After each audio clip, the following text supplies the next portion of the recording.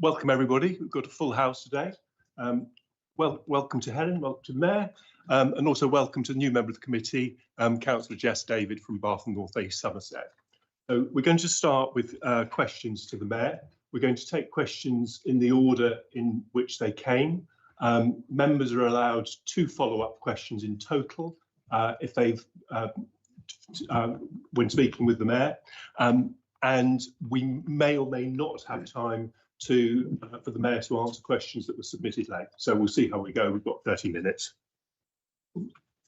So the first question, Helen, do you want to kick off and take that? Because I think Justin's got the first question. Yeah, thank you. That's nice. So do I ask my? Well, if you summarise it, your question. Basically, Bristol, there's Brislington Greenway, Yeah. which we refer to. Hang on, just let me get into my thing a minute so I can make sure I've got the Greenway, which is the proposed route of either bus, active travel or road between, just as for clarification, between Tesco's Brislington and Sainsbury's Brislington. It's a disused railway line. We were meant to have a meeting. There was a proposed meeting for a public consultation with stakeholders, and it's just disappeared from our calendars. Can you let me know or let us know what's happening, when it's likely to happen, and the format in which we are likely to get that information? Yeah, of course, Joss. So I've checked with the team, and you're right, there were some meeting placeholders that were put in the diaries.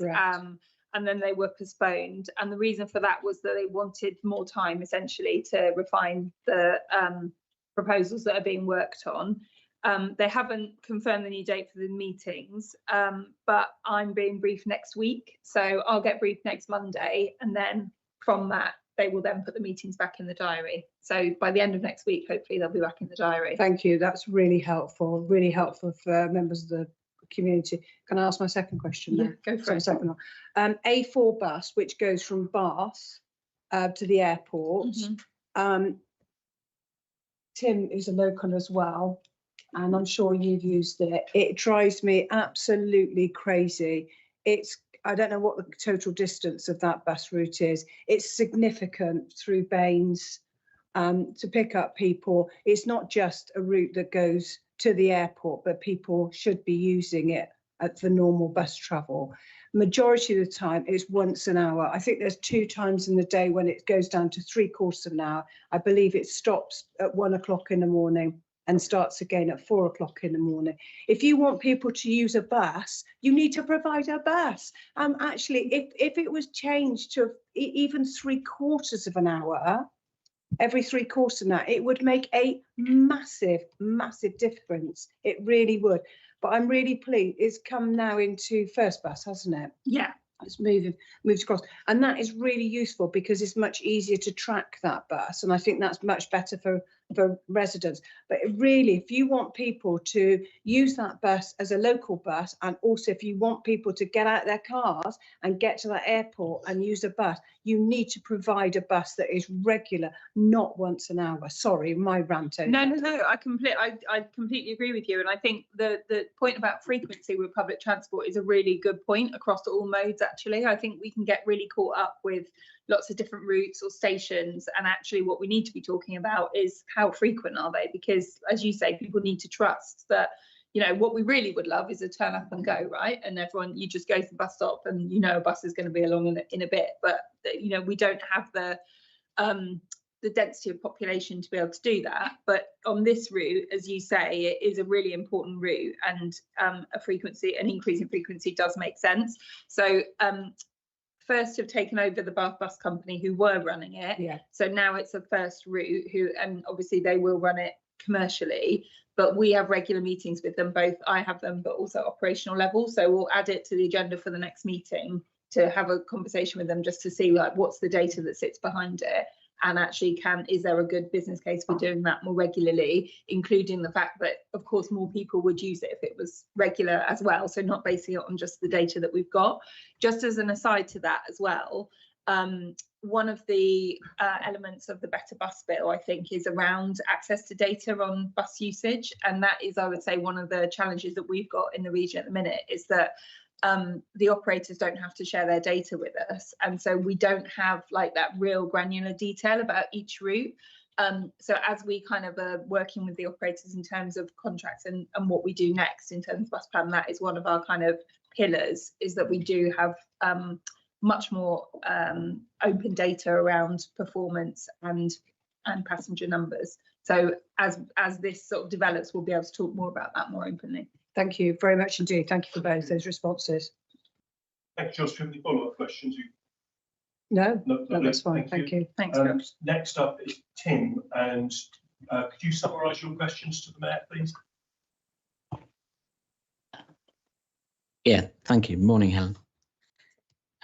Yeah, child poverty is a huge problem for Bristol, as we all know, and we must do everything we can to solve it. The Labour government has rightly abolished the punitive 3-child benefit cap nationally, and I'm pleased to see also that you're taking a lead on it through the Child Poverty Action Plan, which looks really good. I'm just wondering how you envisage the next stages of delivery on that strategy. Yeah, thanks, Tim. Yeah, I am really proud that we launched this. We launched this just before Christmas, and essentially my kind of approach to it is that we've got, I think it's 67,500 children growing up in poverty across the region. And as you say, the lifting of the 2-child cap is going to take 23,500 of those children out of poverty, which is fantastic. But my approach to how we deliver against the Child Poverty Action Plan is, I wanted to look at what are the levers that we've got as a region, and specifically what have we got here in the Combined Authority. So we're looking at things like our skills funding, because we want to make sure that we've got our young people who are not in education, employment and training with the best opportunities, but also we want their parents to have the best opportunity to work. We want to make sure that where families, you know, the difference would be being able to get into work and having good childcare, that we can provide that. So we are trying to be sort of multifaceted in terms of how we deliver it. There will be some governance as well. So we'll have a Child Poverty Action Board or panel that will kind of oversee the actions that we're taking. And I think there's some questions in a second about the sort of regional distribution hub, which is a big part of this as well. But my intention is for this to be something across the region, something that's inclusive. So we're also looking at the actions that the unitary authorities are taking and working closely with them. But we want to look across skills, we want to look across transport. Kids Go Free is a part of this. So we've got our figures back now for over Christmas, where we had almost 200,000. Sorry, am I too quiet? You're too far away. No one's ever said that about me before. So we had almost 200,000 kids travel free over the Christmas holiday, which I think is really significant, because those are often families for whom go and see the Christmas lights or the panto is prohibitive. And so being able to help with that. So we want to make it that is for the whole region, and I'm happy to come back and talk about Scrutiny as it develops, but we'll set up the governance around that the UAs will be involved in as well. Thank you. I was going to ask a supplementary about the food hubs, but it sounds like that's going to be coming up again in a minute, yeah. So I won't ask that one. Yeah, my other question was,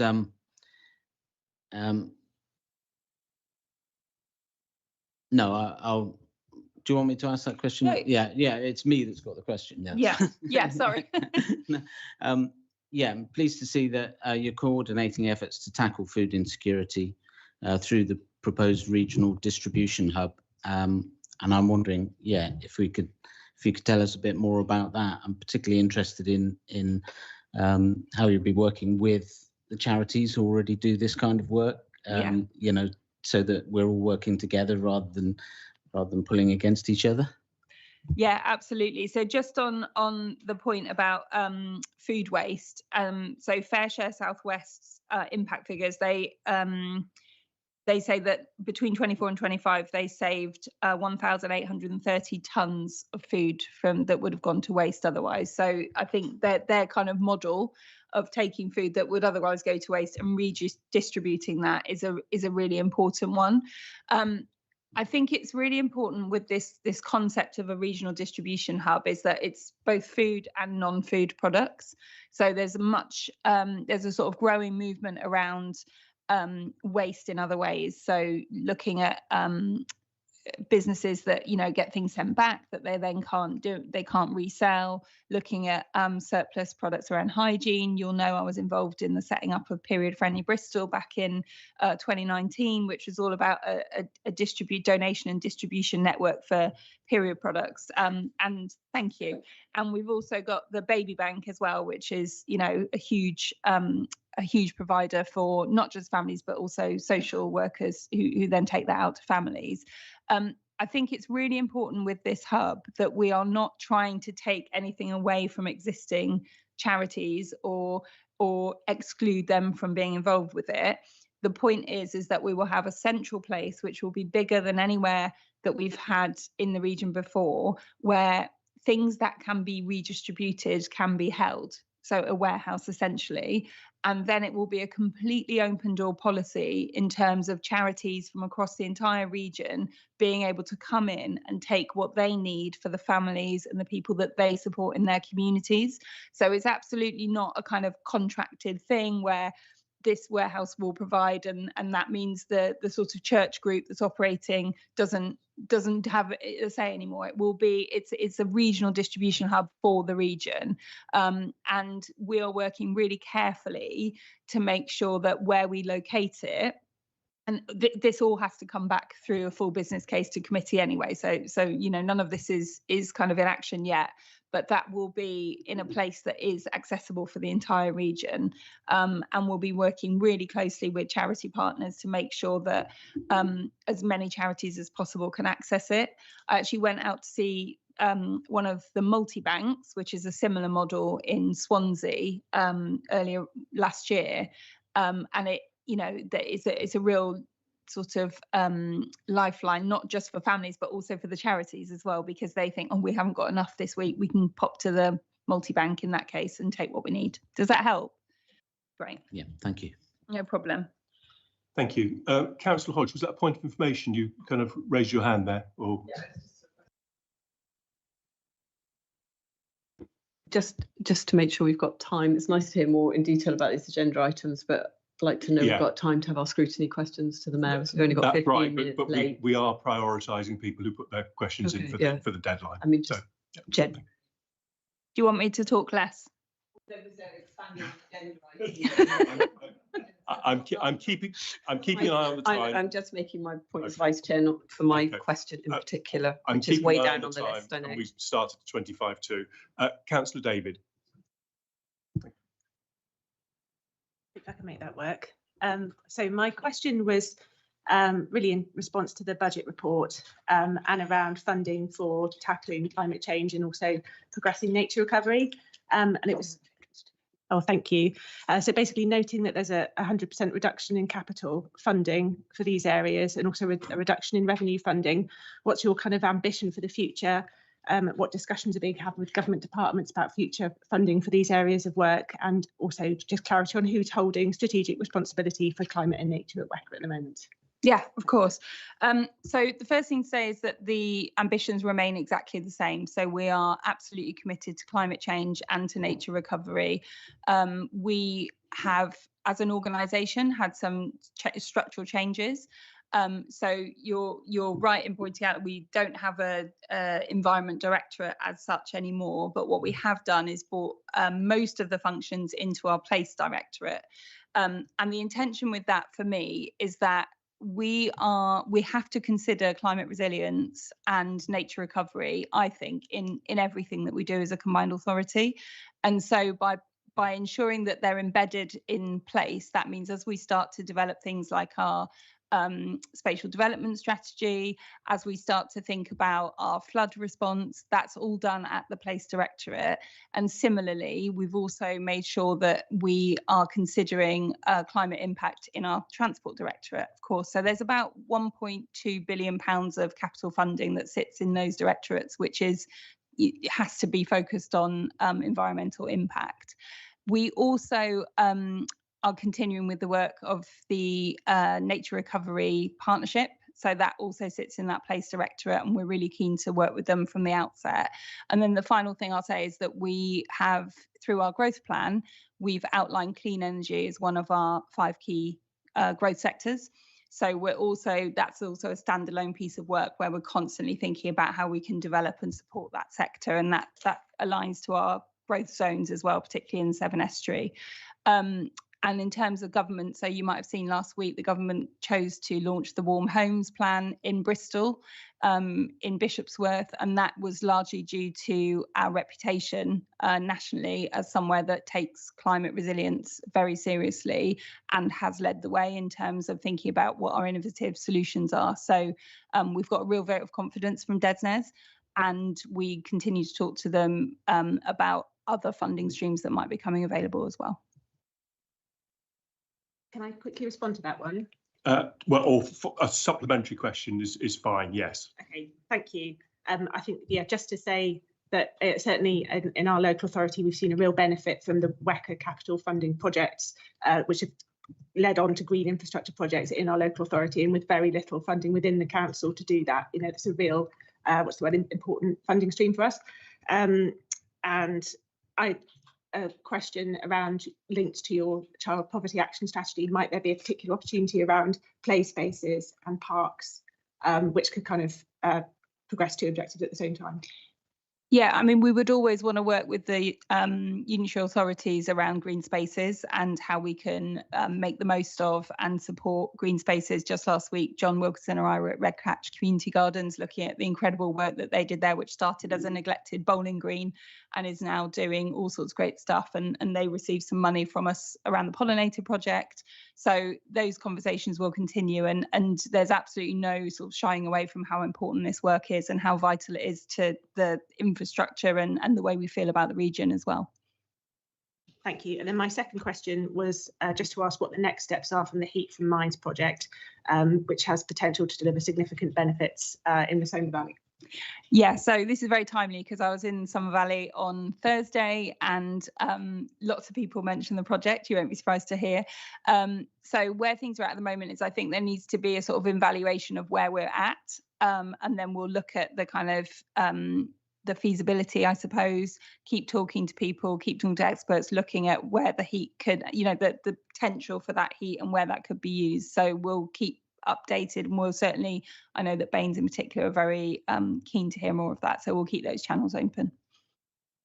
Thank you very much. I think the next questions are mine, and the first of my questions is, given the very significant likely fall in bus funding for 26-27 in the region, with the potential resulting cuts in bus services, how do you plan to retain and grow bus services in line with the authority's key objectives? Yeah, so you're right, there is challenge. However, there is some good news, which is with the bus grant this year, we have received a multi-year funding. So we've got 3 years of funding. And I think that is really significant and something to be celebrated, because that enables our community transport operators in particular and some of our smaller operators to have reassurance. So I think that is important. What's happened is that as we've got this settlement, it's also coincided with the end of top-up funding, essentially, that was given after COVID to try and get people back on the buses. So we're, on the one hand, we've got stability and a fairly decent settlement actually for the region, but on the other hand, we've lost BSIP, which was a short-term funding stream to enable people to get back on the buses. So what we're planning to do, we've extended, members will know, we've extended some of the supported routes through to the summer that would have been up for renewal in April. And we are developing our bus plan that we will take out to consultation, and that will enable them residents to have a view on what they are looking for in our bus network. And we think there are some really good options, especially around our Westlink, West Local services, which are our kind of more rural, semi-rural services that support the commercial routes, to make some changes that will make those services work better for residents, but also will help us with the cost as well. Thank you. My second question is about how you intend to involve this scrutiny committee and possibly audit as well in reviewing your proposed transport vision. Yeah, okay, so there's the transport vision, which I think has been on the forward plan since mid-November, so that can come to scrutiny at any point if that wants to be put on the agenda.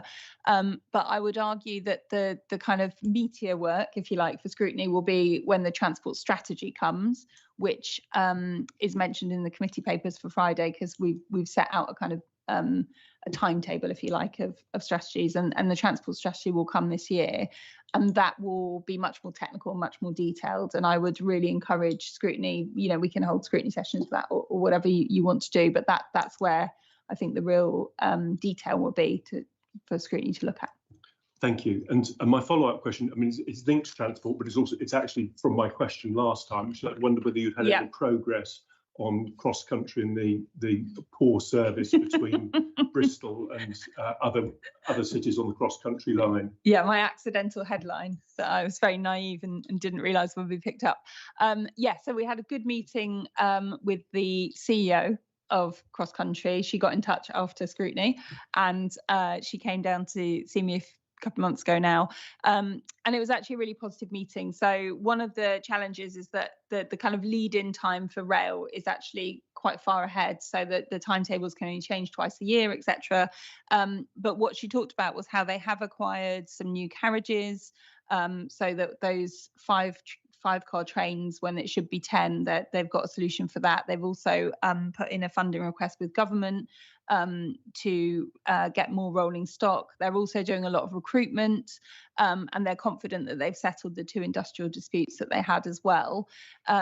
They are, since I met the CEO, I've since written to the Department for Transport Secretary of State Heidi Alexander and described the meeting and offered our support for their bid.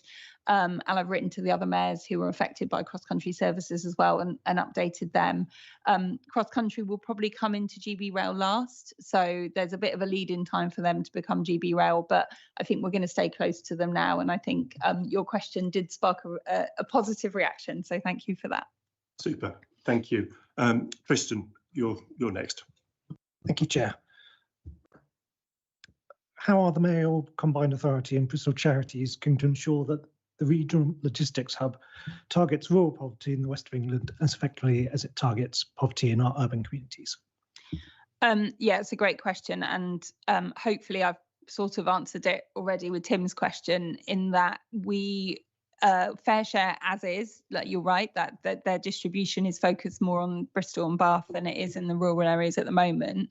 But by helping them to expand their operations through a much bigger space, and the support that we can give as a combined authority to a regional distribution hub, we can make sure proactively that rural communities and the charities that serve those rural communities can be very much involved from the outset of the hub.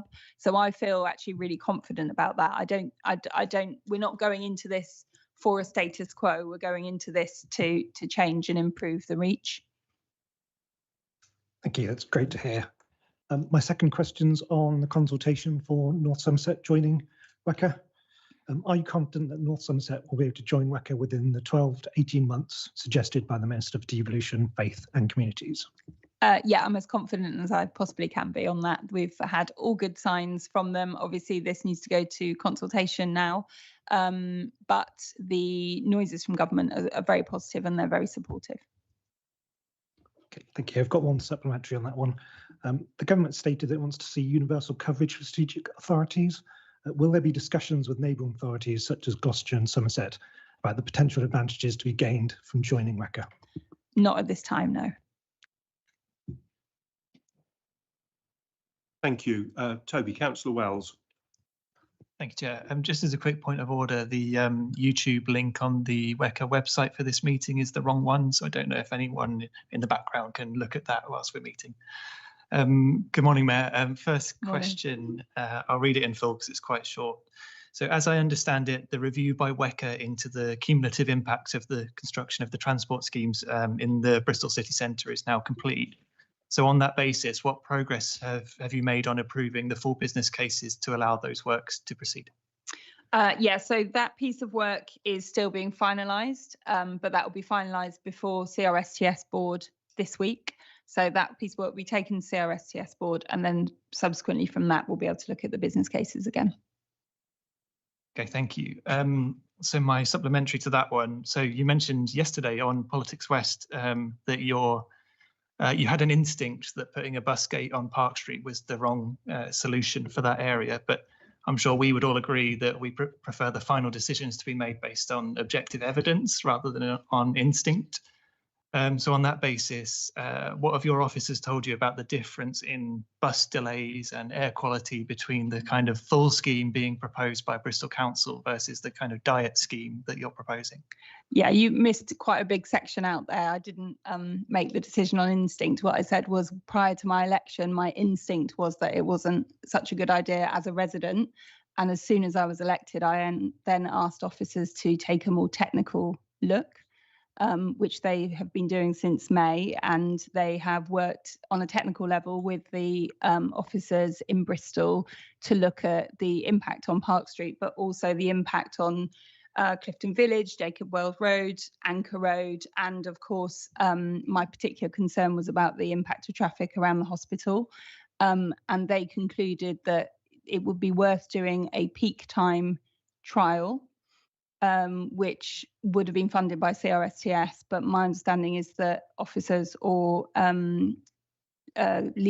green transport leaders in Bristol decided that they didn't want to do that. They wanted to hold out for the fuller scheme. Hence, it's going to your transport committee tomorrow to be decided.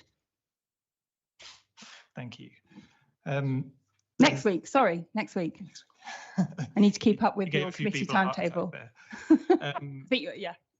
Second question is around the bus reform piece of work that's ongoing. So, in your opinion, taking aside the question of the available funding, which bus reform model of the various ones that are available would deliver the best outcome for the people of this region? Firstly, I don't think it would be sensible for me to consider a model of bus reform without thinking about how much it costs as part of the initial thinking. That would seem to be not very sensible. We are, as I said before, we have got a bus plan which we're going to be taking to consultation in the early part of this year, and the intention there is to hear from residents directly about what their priorities are around buses.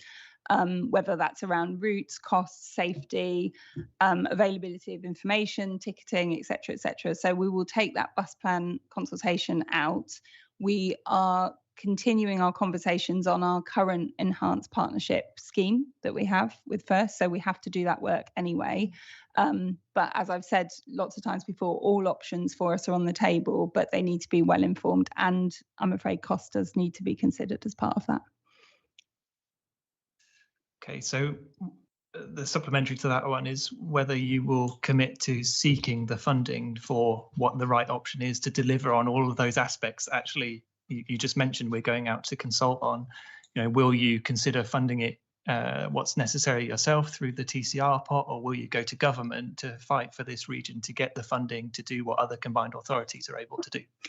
I will always fight for this region when I'm talking to government, and I already do that. But once we've got the ask, if you like, of the residents, and we understand fully what the cost implications would be, then we will make an informed decision, and how we fund that will be part of that decision, of course. But I think there's a realization that we've got a very different region to some of the other city regions in terms of the density of population outside of Bristol, really, and we've got obviously Bath as well. And so my priority is to make sure that we've got a bus network that works for everyone, and I'm much more interested in that than I am about how that's delivered.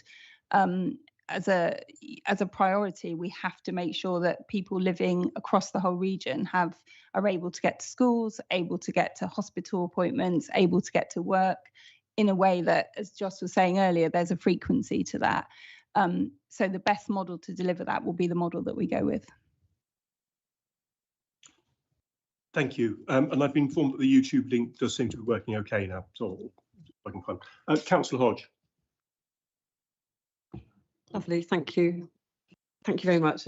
My questions were in late, so I apologise No, for that's that. okay. And I'm grateful. I actually will cut the first one, which was around the emergency 4-month extension of bus contracts. I'll ask it in the transport paper, but it was a question of, in case you want to answer, I wondered whether it's a bit of an expensive approach for doing this work, and there's some bus companies are saying there's no guarantee they can roll over for the 4 months. So that, but moving on to a question I have about the transport levy. Is the Mayor able to commit to reviewing the formula used for calculating the transport levy to enable us to move from a legacy approach that is negotiated annually to a transparent WECA agreed formula? Yes, is a very short answer, and we are looking at that. Lovely.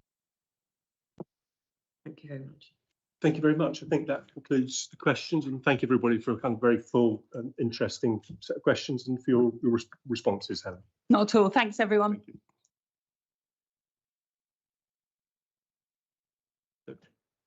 The next item, Kelvin. Just to say, I think me and Tim have to leave early today if we don't finish early, so we'll have to do it over. Yes.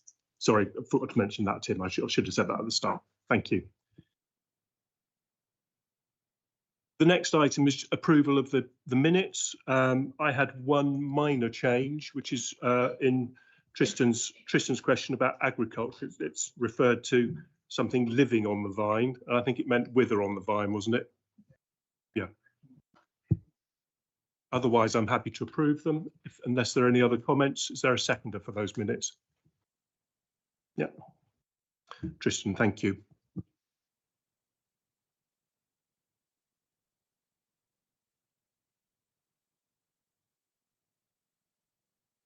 Any declarations of interest? Are there any declarations of interest for this meeting? No. Thank you. Now we have items from the public and statements from members of the public who are here. So I think David Wedgwell, you're up first. And if I could just remind you that you have 3 minutes speaking time, and we'll give you 30-second warning Jill will give. Yeah, it's on its way. So first of all, I declare I'm a pasture rep on the bus advisory panel for the Combined Authority, and we've been, thank you, Stephen, for all the work you're doing, and particularly Phil Wright and Pam. But we are in a difficult position with buses, as the Mayor pointed out. We extended 8 West local contracts, including the Chew Valley ones and the important ones to Wootton and to Edge. And we've also extended the 25, gone out to tender again, which is the one that runs from Bristol through St Paul's, St Werburgh's, and up to Fish Ponds. But nevertheless, there is an issue with First Group that they want to put a timetable on the 4th of April. And if that goes ahead with that extra money from the West of England Mayoral Combined Authority, 2 ways of paying for that: the £42 million grant from UK government, DFT, and the money from North Somerset makes it 51. And also the transport levy that many local authorities in this room seem very reluctant to pay the Mayor. So buses don't run for nothing. Crews have to be paid, drivers, cleaners, contracts. We've seen what happened in Cornwall, where First is pulling out because there's not enough money to run 3 bus companies. This is a serious situation. We're going to do a review, we're going to talk to the pastures. That's great. And that's what we should be doing. That's what all the other mayors are doing. But nevertheless, we need to make sure these buses remain. People get to school, hospital, work, and we can't have a cut-off on 31st of July when we leave very parts of the city region without a bus service. And that is crucial. And this committee should be spending its time looking at that. It is disappointing we don't have a full detail of the transport report on Friday, of all the contracts and tenders, which we should have by law. I've got all the Somerset ones. None of that's there. The report needs updating. And pasture input is very, very important to UK government. So it is a situation we need to deal with, and we need to deal with it quite speedily and fast. Can I thank the Chief Executive for all the hard work that his staff have been putting in, keeping the panel fully engaged. We are not outside the loop. We're very into it, and thank you very much for that. But it is hard work for all of us. On rail, we need to make sure we put a report to the Secretary of State for Transport and be able to make sure we have the devolved powers. We don't want to hand back our local trains back to the government. We need those trains to be run by WECA in the future and the team that run them here. So we need to make sure we're engaging with the railways bill and the devolution debate. Mayor's already mentioned about cross-country, and that's very important, but also make sure our local trains 30 seconds left. Access panel. On Park Street, I'm with the Mayor. As a bus advisor, I'm with the Mayor. The reason being, I think exactly putting all that traffic past the BRI, where I've been an impatient quite often, is not acceptable. And that's where the compromise position was put up. I'm not sure Bristol has the powers to just hand over clean air money without going through the combined authority, and we need legally to look at that. But there's a compromise position on the table. We should be running with that compromise position. 3 minutes up. Bus gates, which is part-time, try an experiment and see how we go. The rest of the bus lanes I fully support. Thank you.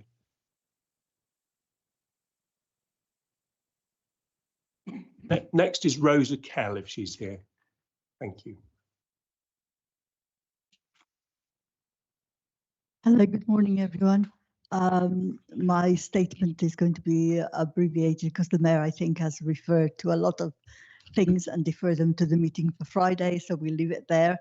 But I do wish to implore this committee and the Mayor to please make sure that the cross-border into Unitary Somerset buses are protected, specifically the 126 Weston-super-Mare to Wells, the 173 from Bath into Wells, the 174 from Bath into Wells, and the 376 from Bristol to Yeovil. The 374 to Taunton, 375 to Bridgewater. These are essential primary routes through all the towns and villages to be able to access the end points for jobs, employments and hospitals. And also, of course, the connections to the rail network. Without those buses, the majority of Somerset, Unitary Somerset buses, which are controlled from here, would suffer and the people would suffer. So obviously we want to implore you to keep those connections and those buses in place and make sure that we don't suffer as a consequence. Thank you very much. Thank you, Rosa. Jackie Head. Welcome, Jackie. Hi, I'm here representing the Chew Valley CIC Sustainable Transport Partnership, who manage the X91 and 99 West local services. And I'm here today to talk about the poor state of bus infrastructure in the Chew Valley.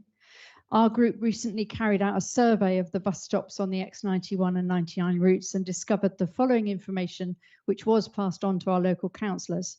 5 bus stops are not marked at all on either side of the road. That's 10 sites where you can't even tell there's a bus stop. 5 additional bus stops only have a flag marker on the side of the road. 25 stops require a replacement flag or a new flag because the information is illegible. 22 require replacement poles due to damage or new poles are needed. 12 have no form of seating on either side of the road. That's 24 places you wait without being able to sit down. 12 have no form of shelter, so that's 24 places where you have to sit and wait without any kind of shelter. 8 bus stops with a shelter have no notice board or facility. 10 only have a shelter and seat on one side of the road. The majority don't have phone signal standing next to the bus, meaning they can't track services or access timetable information when standing at the bus stop. And there's one where real-time operation is being put in, but that's it, just the one, and in our view, in the wrong place. If this were the situation in a town or a city within the MCA region, I imagine there'd be a major outcry. In our rural area, many people simply shrug and say, well, rural areas don't count. Of course, we do understand that when bus services have only recently been reintroduced into the area after years of decline, the local authorities might not have wanted to prioritise infrastructure. But we are in a new world now. The bus bill highlights the importance of rural transport and talks about needing to avoid the transport desert that exists in rural areas. What you need to understand is that the traveller's journey begins with the bus stop and getting to the bus stop. Imagine if you wanted to use a bus regularly to get to work or education, You have a timetable that says it can be done. The information online, it says it's an all stops journey, and you've checked on Google that there is a bus stop there. But then when you arrive, there's no safe way to get to it, and all those problems I mentioned exist. Would you actually bother to get on the bus? Whenever we raise infrastructure, we're pointed by Baines to the MCA, by the MCA to Baines, and we fall between the two. Isn't it about time WECA had a WECA-wide strategy about bus stop infrastructure and spoke to local people about their needs, as well as seeking and releasing funding to enable some pretty radical upgrades in rural areas? And it wouldn't just benefit those rural areas, it would mean more people were on buses, less congestion and pollution in cities as well. Thank you. Thank you, Jackie. Next, Andrew Lynch. Welcome, Andrew. Thank you. Morning. I was going to say, as you'll see from my question today, I'm not sure that anybody's had much time to read any of the questions. I attempted to file a complaint in November. Most of you will know because I copied you in, following the rejection of a question to this committee. And almost all of you received copies of that complaint when it was first made. Yet the authority remained unaware of that complaint. This was a complaint that the chair of this committee sat on an email making worrying allegations about the conduct of current senior officers. Part of my complaint is that the monitoring officer has suggested that any conversation I have outside this forum with the chair of this committee, who happens to be my ward councillor in Bristol, prevents me from raising that matter here.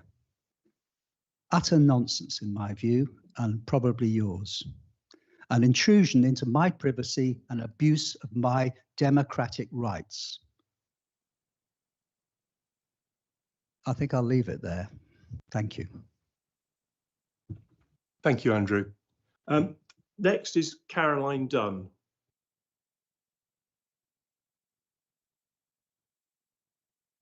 Thank you. I've struggled in, so I hope you don't mind if I sit down, as I'm not well, the heart problem today. Thank you. I asked you various questions in my statement because I know that you will take my requests away and think seriously about it in the light of these questions. There's nothing like a site visit to see the realities of what's proposed and the probable outcomes of actions. And these matters do greatly affect the safety of many residents. You do have to realise that we are essentially working with a dysfunctional transport committee at Bristol City Council, and site visits will give you facts. I also expect that reading my questions in the statement, you will then therefore be able to institute necessary in-house procedures to navigate this problem of a dysfunctional Bristol Transport Committee. I have a handout of my transport questions for full council 13th January. The replies are still on the Bristol Government website, but I've got the handout for your help, convenience. They substantiate my speech and demonstrate how disabled people are not involved and their needs are ignored. My first question was to test the idea that there were actual disabled people actively involved when decisions were made. And what I got was the usual extensive prevarication, fine-sounding waffle, but essentially there were not. NB, Wessel doesn't count as a person, it's an advisory institution. It's a lot of sound and fury, this answer signifying nothing. There were no disabled people actively involved in the decision about the crossing at Sharhampton. And my second question was because there are, I know for a fact, there are no disabled bays in the centre because I was unable to attend the Violence Against Women and Girls UN candlelit vigil on the 25th of November because there was nowhere where I could park to go to it.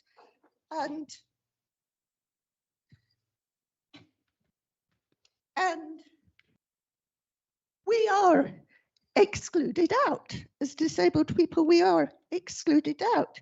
Chair Plowden proceeded in full council to prevaricate really extensively over the previous question before mine. So he deliberately, in my opinion, filibustered my chance of a supplementary question out.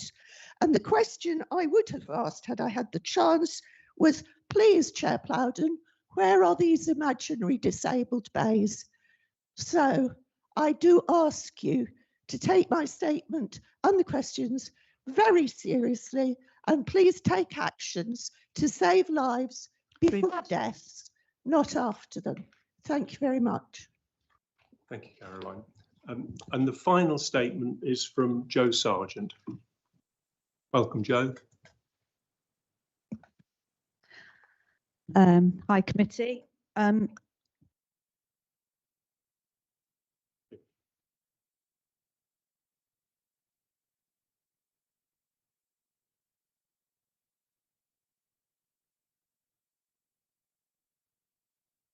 Thank you.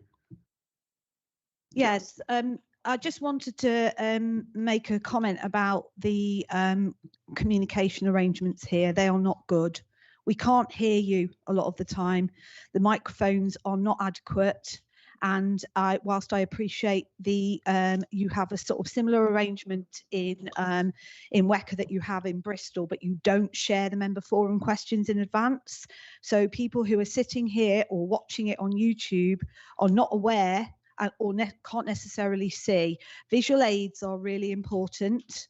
And it is really important that you sort out the mics and make sure that it's very easy to hear. I can completely understand that you're talking to each other and not to us, but you do have to remember who got you there, you know, the electorate, the public. Okay.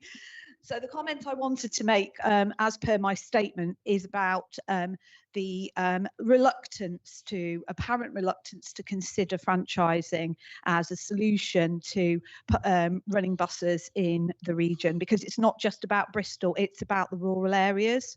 As our organisation, we've been going out and speaking to people across the region. We were in North Somerset last week, we were in Baines the week before, and we will continue to go round and speak to people, including in South Gloucestershire. And the problem is that when you talk about things like density and viability, you are talking the language of commercial operations. You are not talking about meeting needs, which include the health and well-being of the people across the region, older people, particularly as I've mentioned in my statement, and young people who do not have access to services because the buses are not fit for purpose. And then the other thing, of course, which is very closely connected to that, is our economy. Our economy will not thrive unless we have a proper public transport service, a fit public transport service, and that in Bristol, in the west of England, is very heavily focused on buses. So buses absolutely have to be run for the benefit of the people, not for the benefit of first shareholders. That is absolutely not the way we should be running our transport. Now, if that means that we have to go back to government and say, you need to give us more money so that we can implement a proper bus reform that gives us control of buses, then so be it. It absolutely has to be done. If and then of course the big consideration is the climate, is the fact that if we don't get more people out of their cars, and we can't force them out, we want them to want to get out of their cars and use fantastic public transport and active travel options instead. We are not going to be able to do that if we are not providing them with decent services. And as Joss mentioned earlier on, you know, one particular bus doesn't run frequently enough, and as soon as one gets cancelled, you're absolutely stuffed. It's not just about missing flights, hospital appointments, getting to work late, not being able to get to school. It's people's health and well-being that relies on them being able to get out of the house when they are less mobile and they do not have access to a car. So I'll leave it there, but I do think it is actually the costs of franchising or just finding a better way of running our services. A radical overhaul is not going to be anything like as much as the cost to our economy and our health and well-being. Climate. Thank you. And thank you for your comments about amplification. I'll look back carefully on YouTube as to whether members can be heard, and also check with officers about amplification at the back. Yeah.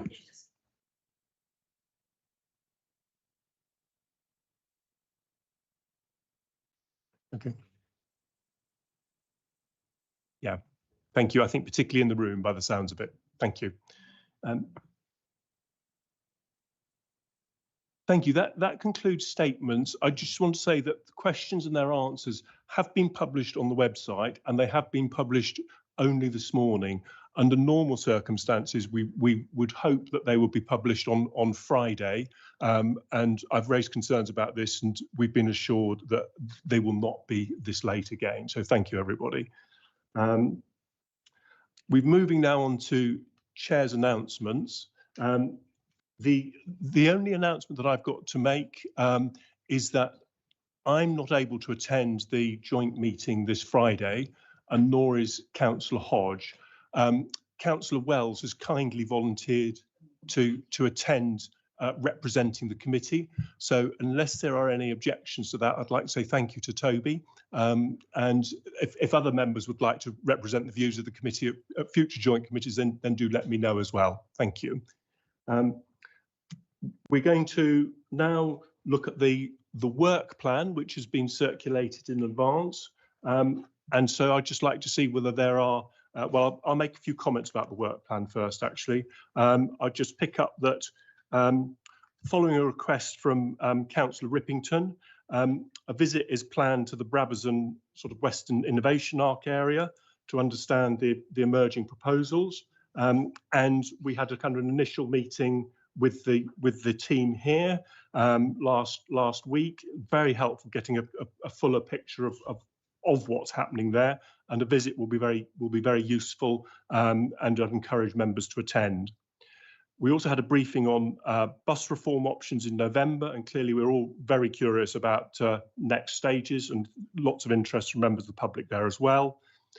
We have an initial briefing regarding constitutional review taking place in February, but the time for that yet to be confirmed.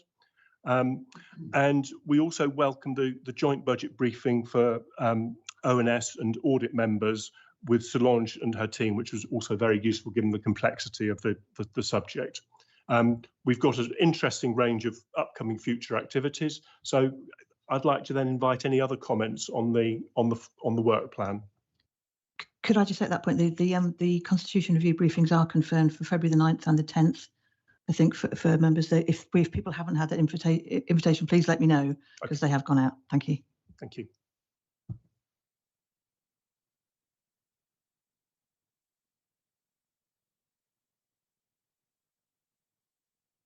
Well, I suggest that we take a short break now before we go on to the items going to the joint meeting. And I think if we're back by 37, so a 7-minute break, enough time for people to have a comfort break.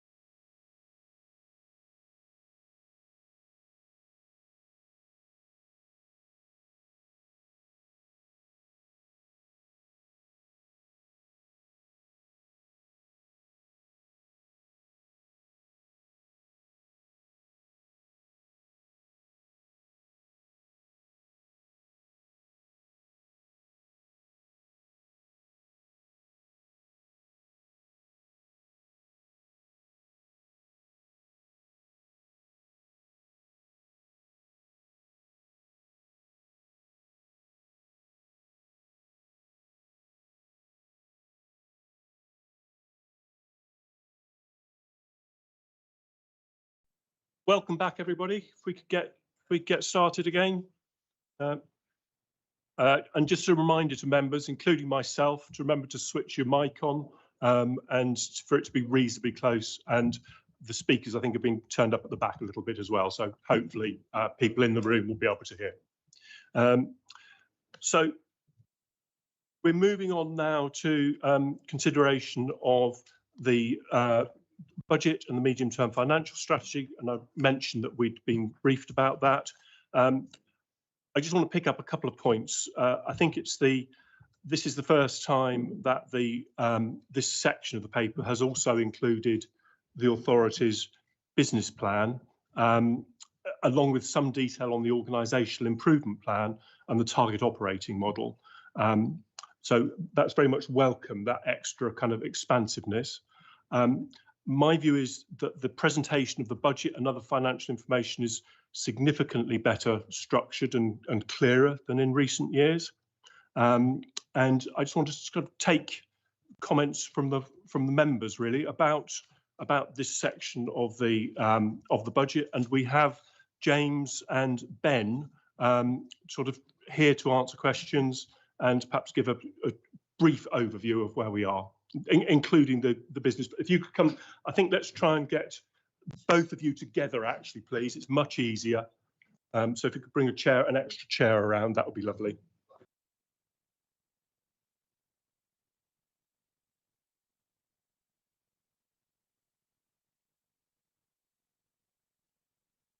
Yeah. So, and Solange, thank you very much for the presentation to members the other day. Would you like to introduce at all? So I did ask our head of finance, James, to introduce. I think he's all prepared and ready to go. Lovely. Thanks very much. James, over to you. And Ben, you're going to talk a bit more about the organisational improvement plan, aren't you? Thanks very much, Chair. So this paper sets out the 26-27 budget and the medium-term financial strategy. The authority has a balanced budget and medium-term financial strategy. Total expenditure in 26-27 is increasing by 9% to 415.8 million. That's driven by a significant increase in capital spend as major programmes, particularly CRSTS, move from planning into construction and delivery. It is worth noting that whilst we do have a balanced MTFS position, there is still the underlying structural constraints with heavy reliance on treasury management income, and there is also some planned use of reserves to ensure that the MTFS is balanced over the period. Thank you. And I'm going to suggest, Ben, that you give your little overview first as well, and then we might split the questions. Thank you, Chair. So the organisational improvement plan is a programme of activity really designed to help us achieve strategic authority status and the established authority status in 2026 and also with a single settlement in 2027. What we have done, and it's part of a continuous improvement programme, is brought together several reviews which have taken part in recent years and taken those recommendations and include them within the organisational improvement programme.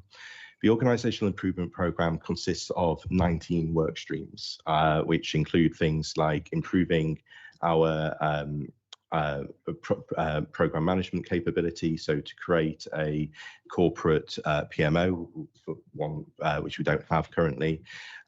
It also is there to include things such as our constitutional review, but also our internal governance processes. So one of the criticisms rightly of the authority is that decision making has been rather opaque and there's not been a clear process.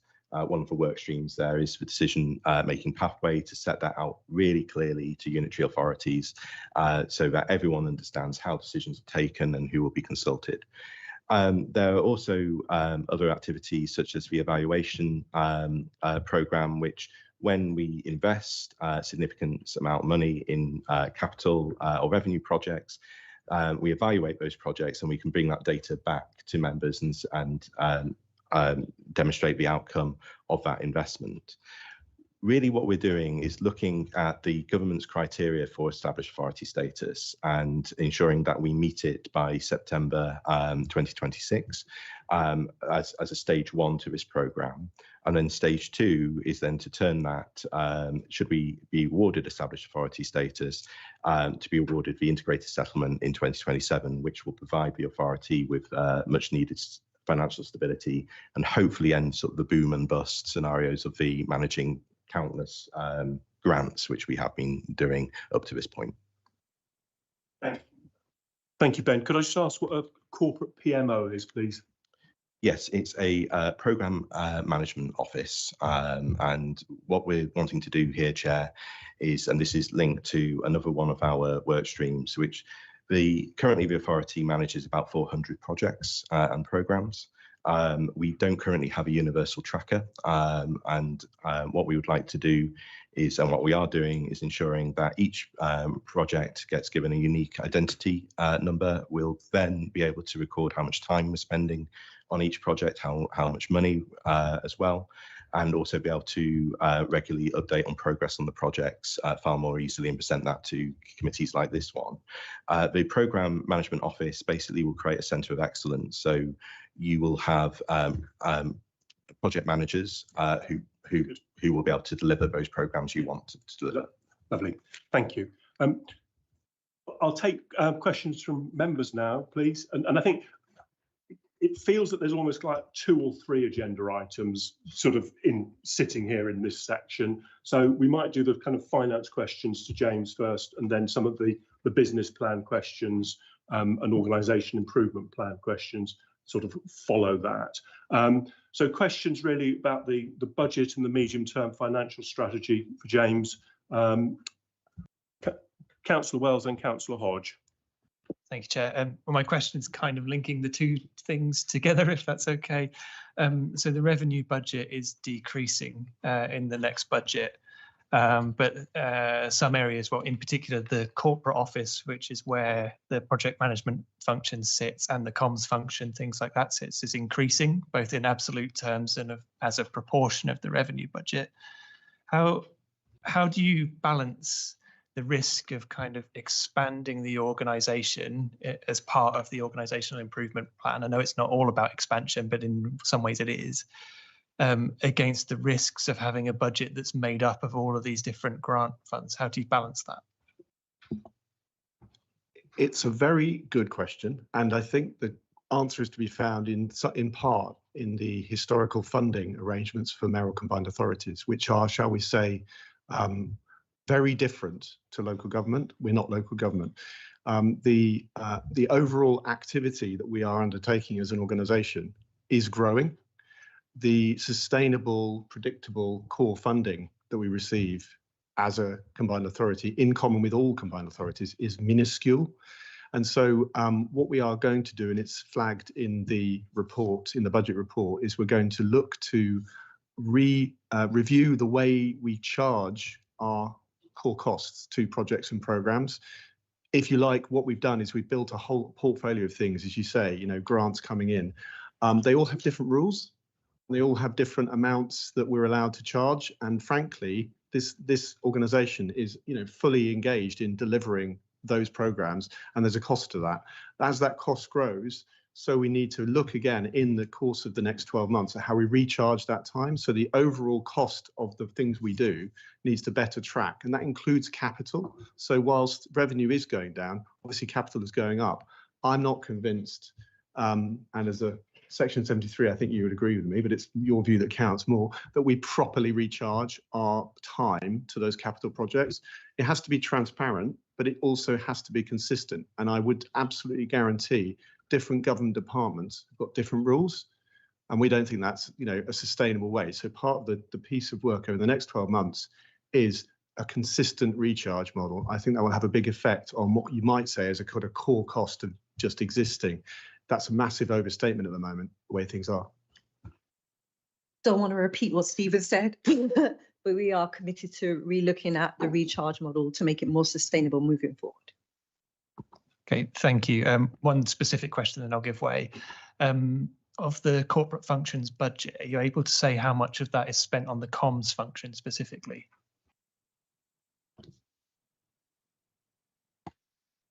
I haven't got it immediately to hand, but I can get you that information.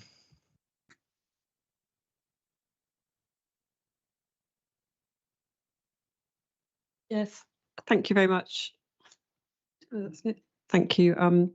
My question about the skills boot camp, sort of the significant movements in the revenue grants, and I just wanted to be reassured it's been a really popular and successful initiative. You know, the apprenticeships at Bath College, particularly for things like welding, have been very well received, and I just wanted to be really reassured that what the future funding model will be, and that the initiative will be maintained through that model, and there wouldn't be any implications in terms of cutting back what's on offer. Thank you. Who wants to answer that? We will have to get back to you on the detail, but what I can say is we're looking to produce an updated skills action plan very soon, so you'll be able to see, and that will be going through committee to see exactly what we're planning to do. As for the available funding and the timescales, we will come back to you after this. Councillor Weston. Thank you very much, Chair. I've got a few questions, if that's okay.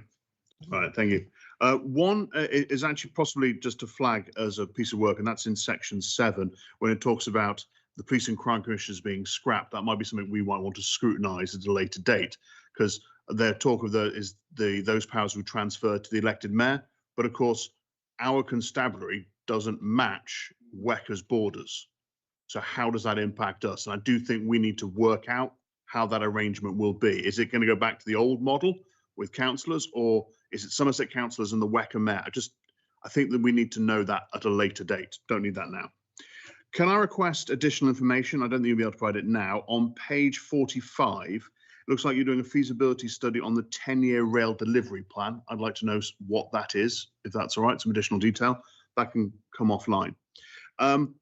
Right, now on to page 20, I think it's section 54, as I scroll through my bits. It's just on the reserves.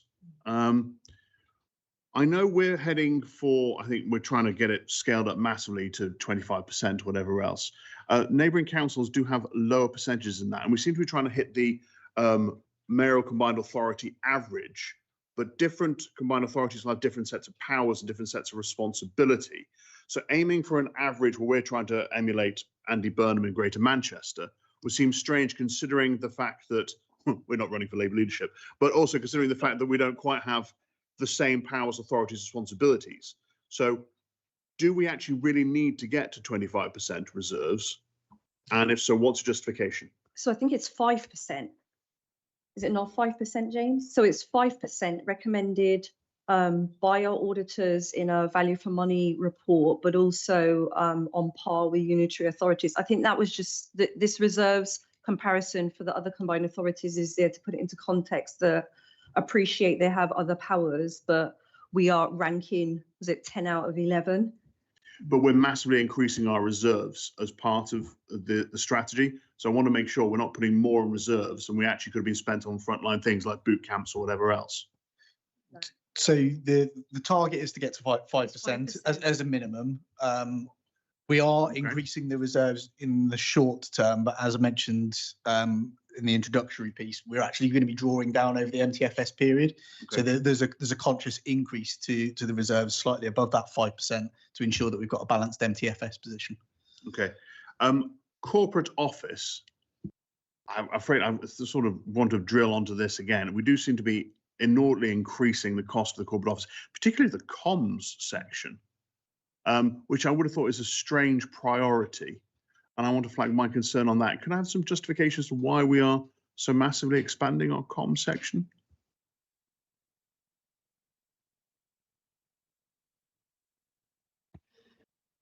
So the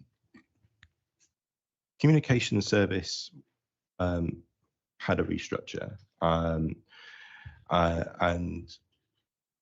with that, there has been a small expansion of the service. I mean, Stephen, do you want to talk through the structure, or?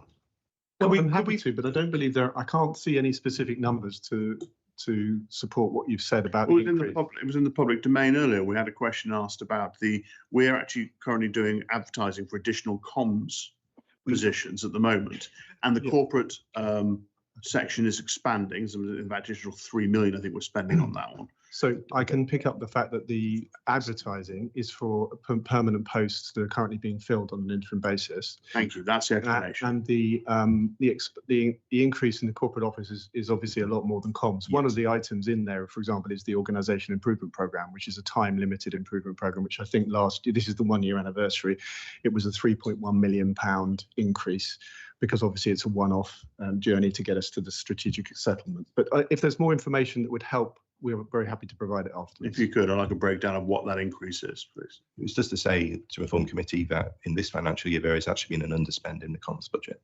Okay. I've got just two quick ones, if that's all right, Chair. The optimism bias factor in section 66, figure 10.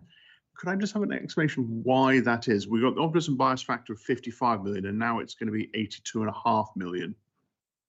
Are we no longer optimistic? So the optimism bias factor, we've basically looked at historic run rates of what people are forecasting they're going to do and what we actually deliver. So it's to adjust for that. The reason the optimism bias factor's taken a big jump in value is because we're spending more. So as a percentage, it's a same percentage but of a much bigger number. So we need to have basically a larger capital reserve to meet that. Yeah. How are we going to get upstream of this then? Because this, forgive me, we've seen this across all levels of government, including our own councils, including national governments of all parties, where we say it'll cost Portishead Rail, originally 50 million and then 130 million, and it all bounces around. How are we going to assure ourselves going forward that we actually have accurate costs on projects?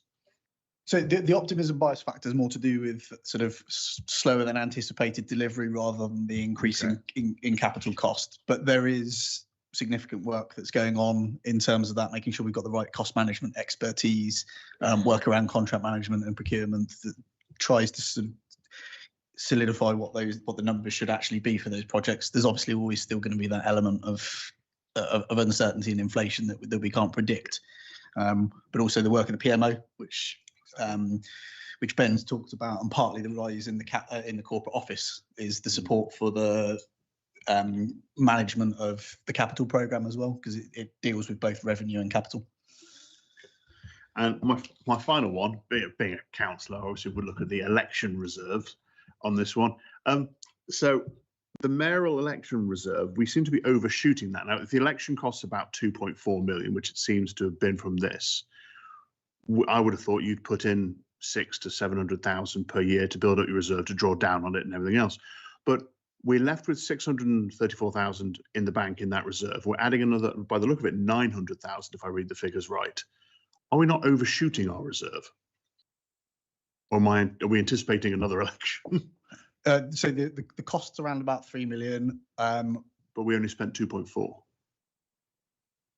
I think the final cost coming in around about. I will check those numbers and come back to you if that's all right. Yeah. Thank you. That's it, Chair. Thank you. Councillor Blake. Having led successful programmes in the private sector, one of the most important things is having a really strong PMO. And one of the things that go wrong in the public sector is a change of scope, and your PMO will absolutely and should be empowered to ensure that scope changes don't happen after you've agreed contracts. Essentially, one of the ways that the public sector have ended up with massive cost overruns is they've changed what they want halfway through, and then the private contractors say thank you very much and all the way to the bank. So I think that I just want to talk up this element of PMO.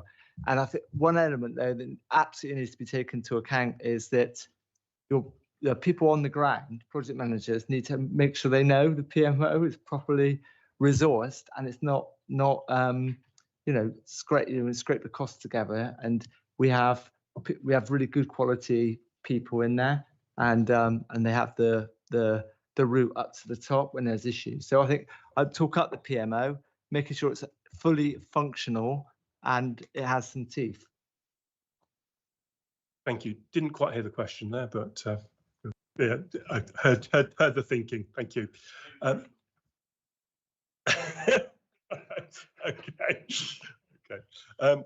Few points that I'd like to raise. I think one is we've got the fall in bus funding. That is a circa 10 million drop, isn't it, per year, something like that? It's a little bit more than that. It's close to 13. Yeah, so it's a big cut in bus services coming down the line, and I don't yet think that the public understands quite how severe it's going to be, and it's going to be quite a storm. Yeah. The increased spending in corporate functions, I mean, I think it looks like that's now running at £20 million a year. I mean, I think there is obviously a question about whether that represents value for money. And I think given the priorities of the council, of the authority, it's probably right. But if actually the kind of funding that's anticipated doesn't materialise, or North Somerset doesn't join, will that question of whether it does represent ongoing value for money will need to be consistently addressed. In terms of the change in staffing structure and the target operating model, there have been some quite significant changes that we've seen. So we've lost the director of environment, we've lost the director of employment and skills. Is that right?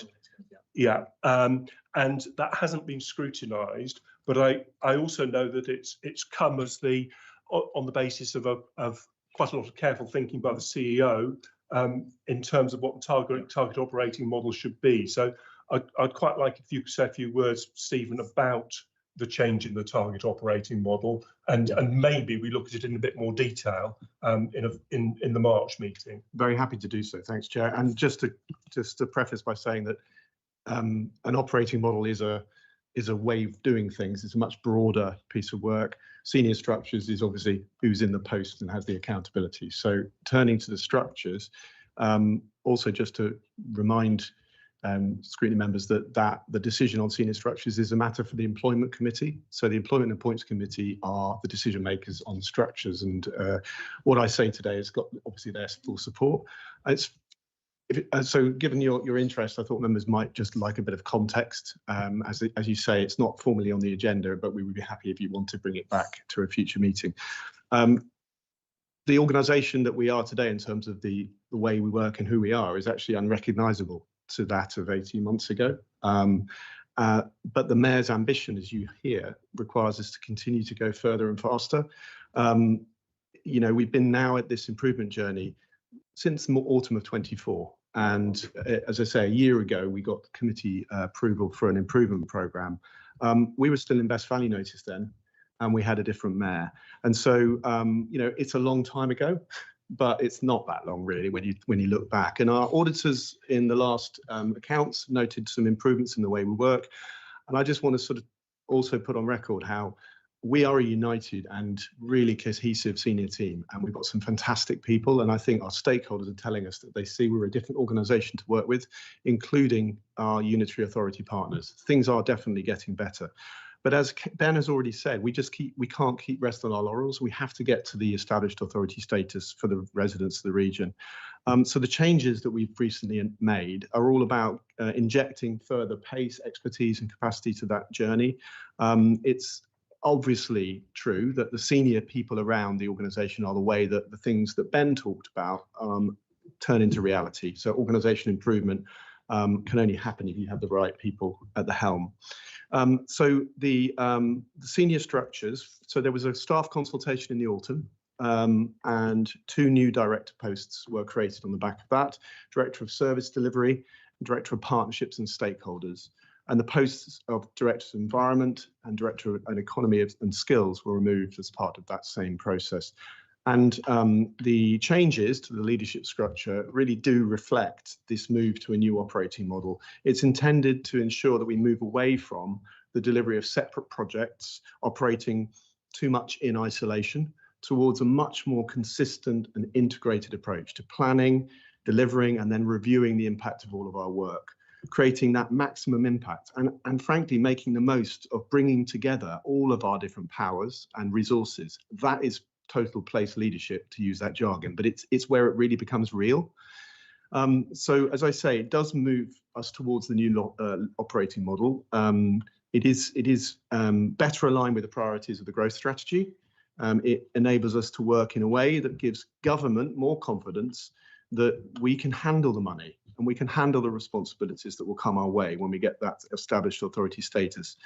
And it's all about drilling into some of those issues that we know have held us back. You know, the red rating on the governance section of our annual value for money report is a very clear indication we've got a lot of work to do. And we just need to break through silos and deal with inconsistencies and mature. So the leadership structure splits into the following areas. So none of this is a shock, I think. So you know that transport is led by Emma Blackham, with Pam leading on buses. Place is John Wilkinson. Those two teams are not changing because of what we are describing here today, although they in both cases they're growing, and there's work that those two directors will lead for us. Delivery and resources. This is what we're calling a team that is bringing together our two statutory officers with Ben Mosley as Director of Operations, and we're currently out for a Director of Service Delivery. So that's one of those two new posts. And then strategy and partnerships is another strengthened team where Jess Lee, our Director of Strategy, will be joined by a Director of Partnerships and Stakeholders. And I hope we're going to be able to make some announcements about that post soon. So all of us together are aligned in the delivery of the growth strategy. As I say, this is about building a much more unified team structure and being able to build a common culture, which I can tell you hasn't been there in the past. It's been excellent work, but it has been done in silos. So that collaboration, as well as making sure that everybody in our organisation really knows what they do and how it contributes to our and committee's vision. So it's very exciting. The Delivery and Resources Group are accountable for programme delivery. You've heard about PMO, and we've got at least one fan round the table, I'm delighted to hear, as well as our core functions. But it's also responsible for, through that Director of Service Delivery, the delivery of all of the services and programmes that we deliver. For example, our skills portfolio, which at the moment sits within what was the skills and economy team and very much referred to itself. It will now be seen as part of our overall programme of intervention, so it can pick up work around child poverty. It can connect into the work on bus routes and connecting young people to training, etc. So once the recruitment, which is underway, is concluded, the next steps with our team fully in place will be to implement the new structure and to work under Ben's plan of the organisational improvement to really map across every single person who works in the organisation. Will be able to see what function they play and how that function may move, it may not move, into the new structure. And those are all going to be refettled, redesigned over the next 12 months to make sure that everything we have is as good as it can be. So there may well be 50 people, 30 people who are programme managers at the moment, who currently sit in 5 different teams. We want them to feel that they can be aligned to the service they love, whether it's environment or transport, but part of a common PMO. So we get that single version of the truth. It's a very big journey. It's a very big undertaking, but we think it's underpinning all of the improvements to come. Thank you, Stephen. There's a huge amount in this, and it kind of needs a bit of space, and we may want to come back to it. I mean, I think particularly looking at the minutes from the Employment and Appointments Committee, there's very little detail in there. And so, you know, getting the opportunity to scrutinise and hear you speak about this is much appreciated, Stephen. So, you know, I don't think that we need, you feel that we have to get all the answers now on this. You know, let's feel that we can come back to it, and I'll talk with Stephen and Ben about how the most appropriate way to do that. I would pick up, I think, one more thing on the kind of corporate plan, which is that in terms of the growth within the corporate function, I'm not sure yet that we've got the kind of credible plan for IT and systems, you know, particularly given the function of the authority for doing lots of monitoring and evaluating. All the requests that come from government. I mean, the latest one is the road safety strategy. They want, you know, they want a lot of data about what's happening in our region. How are we as an authority, you know, making sure that we're investing in IT and systems so that we're, you know, we're where this organisation needs to be. And I understand, Bob, that you're doing putting forward some proposals on that. Is that right in the coming weeks? That's correct. Yeah, we're developing a digital and data strategy that will capture these issues, and some investment in the first phase to pick up many of the issues that you've already mentioned. So that'll be coming forward, and happy to share that with the Overview and Scrutiny Committee. We're in a position where the draft should be ready imminently. Lovely, thank you. Just kind of going back to the finances again, I am concerned about, sorry, thank you. I am concerned about the impact of the decline in adult education spending, which I think is sort of 5% or so this year, and hope that's not, given the importance of skills, given the importance of growth, that is a concern, and we need to understand what the impact of that is, and whether it's likely to be reversed in the future. Do you want to comment on that? Tim, did you want to come in on that? Was that okay? All right. So perhaps you could answer that, James. So I think it's probably just worth mentioning. So quite a lot of that decrease is from government grants that we receive regularly. So it's the AEB funding's dropped, and there's a couple of others. So I mean that is sort of slightly out of our control, and then it would be sort of a more strategic discussion internally about what we do in future years and how other funding might potentially be allocated. Thank you. Councillor Rippington. Yeah, thanks. I just wanted to ask quickly about the ESA and the process for applying for that. Is this a kind of hard deadline, or is it an organic process where you keep going back and saying, we've done this and we've improved this, and can we have it now, please? The font of knowledge on this is actually Jess Lee, but I can tell you that we are targeting this at the earliest opportunity, which is 18 months after exiting best value noted for any intervention. So for us, it's the earliest opportunity, and quite rightly, the Mayor has set that as the ambition, and the whole organisation is working towards it. And there is a very clear set of guidelines that have been produced by government that goes into a lot of detail. And what Ben said earlier is that our organisational improvement plan has been recut to perfectly mirror exactly what government has set out as thus needing to demonstrate. And these are very, very granular, and they have different levels, sort of what do they call it? Foundation, core, you have different sort of scores. So it's a really helpful guide, lends itself perfectly to our methodology around the organisation improvement plan. So we sort of put it all through a sausage machine and recut the plan so it looks like something government would recognise, and that's setting our ambition in terms of the timeline. But it's very much, the Mayor and committee saying, why wouldn't you go as fast as you possibly can, because you bring forward the moment at which the residents get the benefit of the extra powers and hopefully resource that follow. Yeah, I suppose what I was getting at really was whether if we don't achieve it in September, whether you just keep going back and saying we've done some more.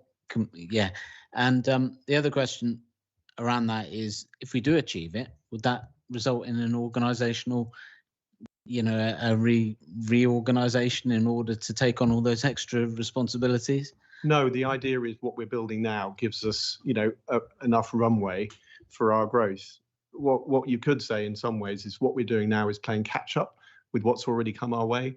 We've had £1.2 billion of capital transport funding, and the organisation, as as Scrutiny, struggled to a degree in the early years on CRSTS and our governance. So we're sort of catching up, and I think that should stand us in good stead for a few years to come, but who knows? Thanks. Thank you. Tristan. Yes, my question's on the pressures facing the transport levy and its sort of long-term future. I think we all know the pressures that the unitaries are under in terms of social care costs. So in terms of the transport levy, there's not a lot on the cupboards for the unitaries to contribute. I'm looking for reassurances that sort of a longer-term model for funding buses that we as an authority are going to engage the public about potentially precepting powers, and what the public's view on that is. Say at the moment the Mayor doesn't have precepting powers, but obviously we're talking about North Somerset joining, and we're talking about a lot of big questions about how the authority develops going forward. So it'd be good to have some reassurances that we are going to engage the public about what they want transport to look like in the region, and whether they'd be happy with sort of precepting powers for the Mayor. Stephen's suggestion is that Emma perhaps deals with that in the transport section. Yep, thank you. If you're okay with that, James, is there anything you wanted to add? Okay. Couple more points that I wanted to make. I think that and this is something I'm very happy to launch with the kind of improved financial presentation, where we've got these long lists of projects. I mean, I'll give you an example. On page 149, we've got something which says access to all mid-tier, £500,000. It's impossible to tell well, for me, I don't know what access to all mid-tier. And if we had an extra column that just was a tiny explainer, we would know what was being talked about. And for example, on the Bristol to Bath strategic corridor, we know that there's lots that's being spent on that, £1.5 million.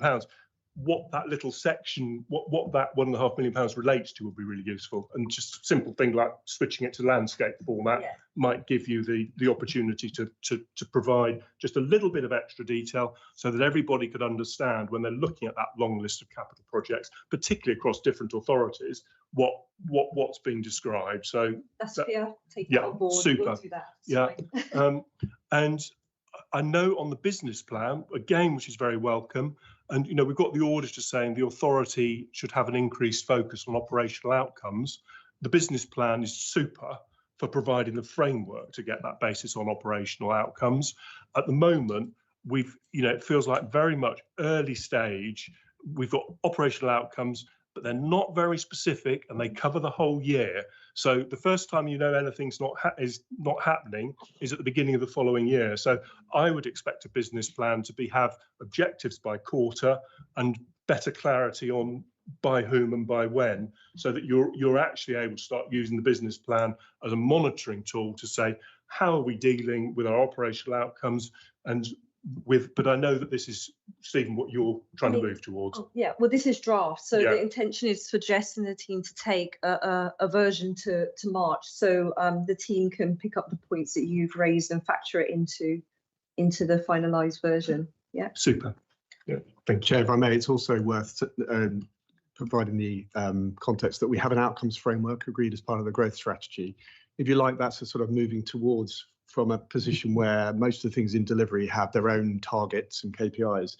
So we are in a midpoint, but that doesn't mean to say there isn't, what you're saying isn't correct, that we should try to be clear about what the metrics are that we're delivering based on commitments made from a different era.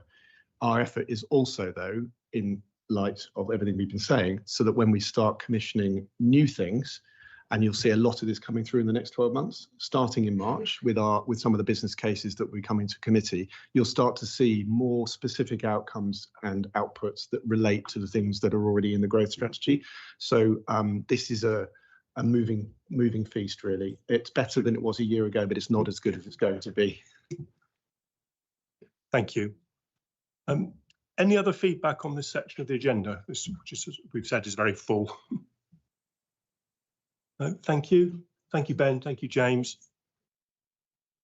And the next item is is it the regional multifaceted logistics investment fund? Oh, investment fund. Sorry. Yeah. Yeah. Investment fund and yeah. Which one are you following? This one. Yeah. No. Yeah. No, I think that's right. Sorry, James. Because it's such a small item, the joint committee budget, it sits right at the end. We don't want to have you going backwards and forwards, which is the budget including North Somerset. Yeah. So this falls as a later item on the agenda, but in order to have you one and done, if you could talk to this as well. Yeah, thank you very much, Chair. So this paper sets out the proposed joint committee revenue and capital budget for 26-27 financial year, alongside the latest forecast position for 25-26, and there's also a small number of change requests in the paper as well. The budget is balanced compared to 25-26. Overall revenue is broadly stable, some increasing economy and skills, which reflects the addition of made smarter funds. And then the capital programme is quite small in this area, with the focus being on warm homes, retrofit and Metro West Phase 2. Any questions on the joint committee budget? No? Thank you very much. Thank you. So, and now we're on to the investment fund. Welcome, Pete. Thank you, Chair. The report provides a regular update on the investment fund programme. In terms of new funding requests, the report proposes the award of 1.75 million for the Fashion Museum Bath to Bath and North East Somerset Council to progress an initial phase of works on the public realm element of the scheme. The other recommendations in the report to relate to the authority to administer and spend 3 new funding awards, being some 6.8 million for the small sites aggregator, 525k for Made Smarter funding, and 1.1 million of homelessness and rough sleeping grant. Thank you, Pete. Any questions for Pete on the investment fund? Pete, by the way, Pete Davies is the head of grant management and assurance, just to be clear. Yep. Councillor Rivington. Yeah, thanks. Just had a question about the 5.75 million West Rapid Transport Fund and the total commitment coming up to 8.45 million. That's on page 137. Just wondering if you could give us a bit more detail on what that 8 million is being spent on.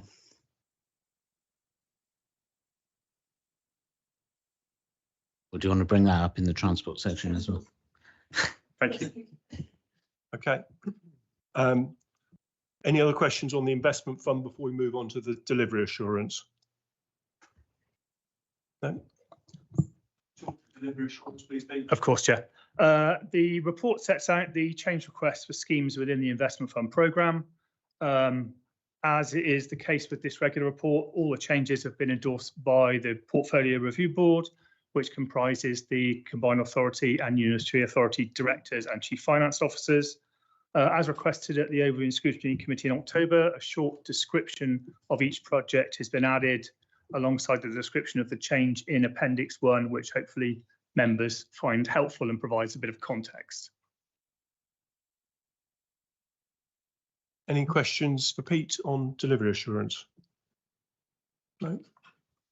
Thanks very much.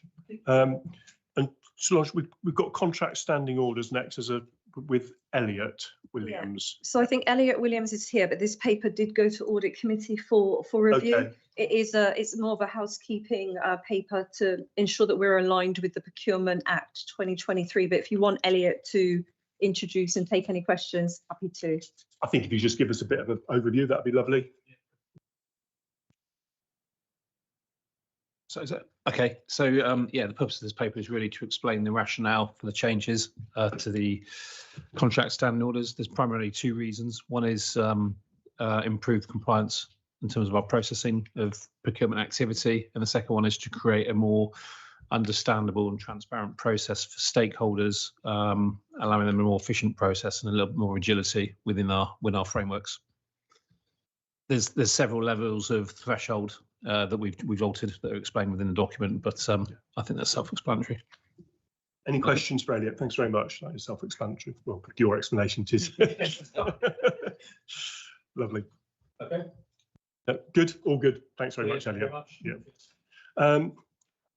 So now, John, you're going to talk to John Wilkinson, the Director of Place, is going to talk to the logistics, the regional multifaceted logistics hub, which the Mayor referenced when she spoke.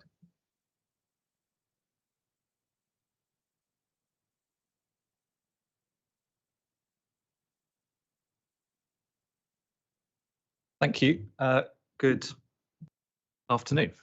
I'm not going to say huge much more than the Mayor said this morning. I think she elaborated on some of the points. So just to sort of say a few words about what this is, and then, yeah, obviously very happy to take further questions. So in essence, what we're asking for at committee is for us to enter into a partnership with Bristol Charities to create the logistics hub that we've talked about earlier. And really the purpose of that is to ensure that surplus food and other goods get to people who need it and not into landfill. It builds on the work that Fair Share Southwest have done previously to expand their offer, but again, as we heard earlier, to incorporate support for other distribution charities in the way that the Mayor described. It's a commitment, an idea that's set out in our West of England growth strategy under priority 6. It makes a contribution towards that, and in our child poverty strategy. As I mentioned, it's not just about surplus goods, but it also provides opportunities for training, for employment support, and that's particularly important opportunity. And we think the model will work particularly well because obviously the charities will be in contact with a lot of people who are looking for and need that sort of support to create more sort of sustainable futures for them. So it's a really good gateway for other services to be able to provide support to those people who are taking the opportunity that the Fair Share Southwest and other charities provide to them, and to build on those relationships. And again, as we've mentioned, is set out in the paper, further work will be done to develop the full business case, which will set out in more detail the sort of how this is going to operate, the governance that will sit behind it, and the rest of the kind of detail that a number of you have asked about today. Thank you. Any questions for John on this? Councillor Rippington. Yeah, thank you.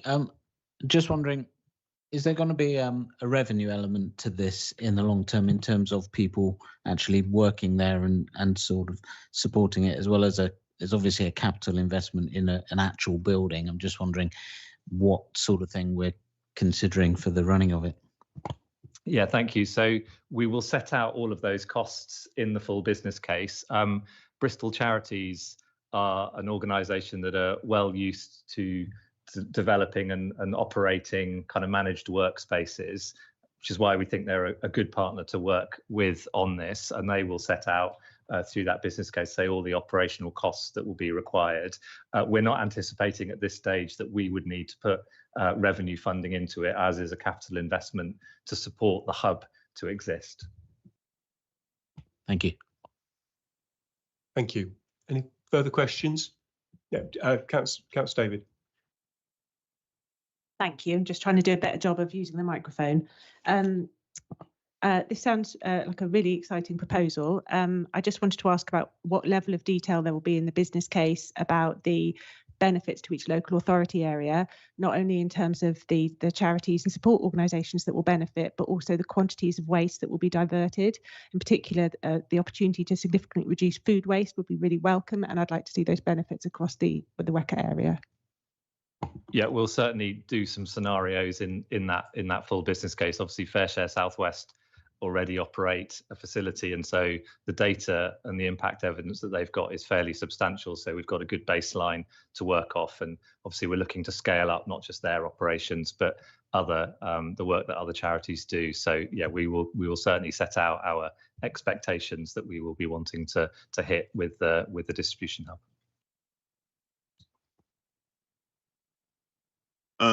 Thank you, Chair. So Bristol Charities is quite active in my ward. I know they're very active in Stockwood as well, so we're quite familiar with them, and they're an excellent charity. Where are you thinking this hub will base, out of curiosity?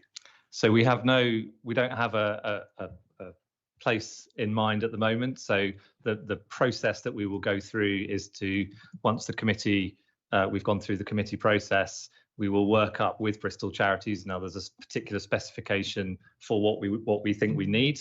We will then employ an agency who will do a search across the West of England. I think, as the Mayor said earlier, our expectation is that in order to make sure that it is truly hitting regional impact, it will need to be somewhere central on a main hub, not which probably rules out some places within the region, but clearly we want this to have as big an impact across the region. So somewhere that's sort of on the cusp of three of the local authorities might be a useful space, but we don't have any particular site in mind at the moment. Thank you. Any further questions? No. Thanks very much, John. We're now moving on to the Child Poverty Action Plan and a number of items with Jess Lee, the Director of Policy, and the Child Policy Action Plan, expansion of the authority, and the Strategy Forward Plan. So.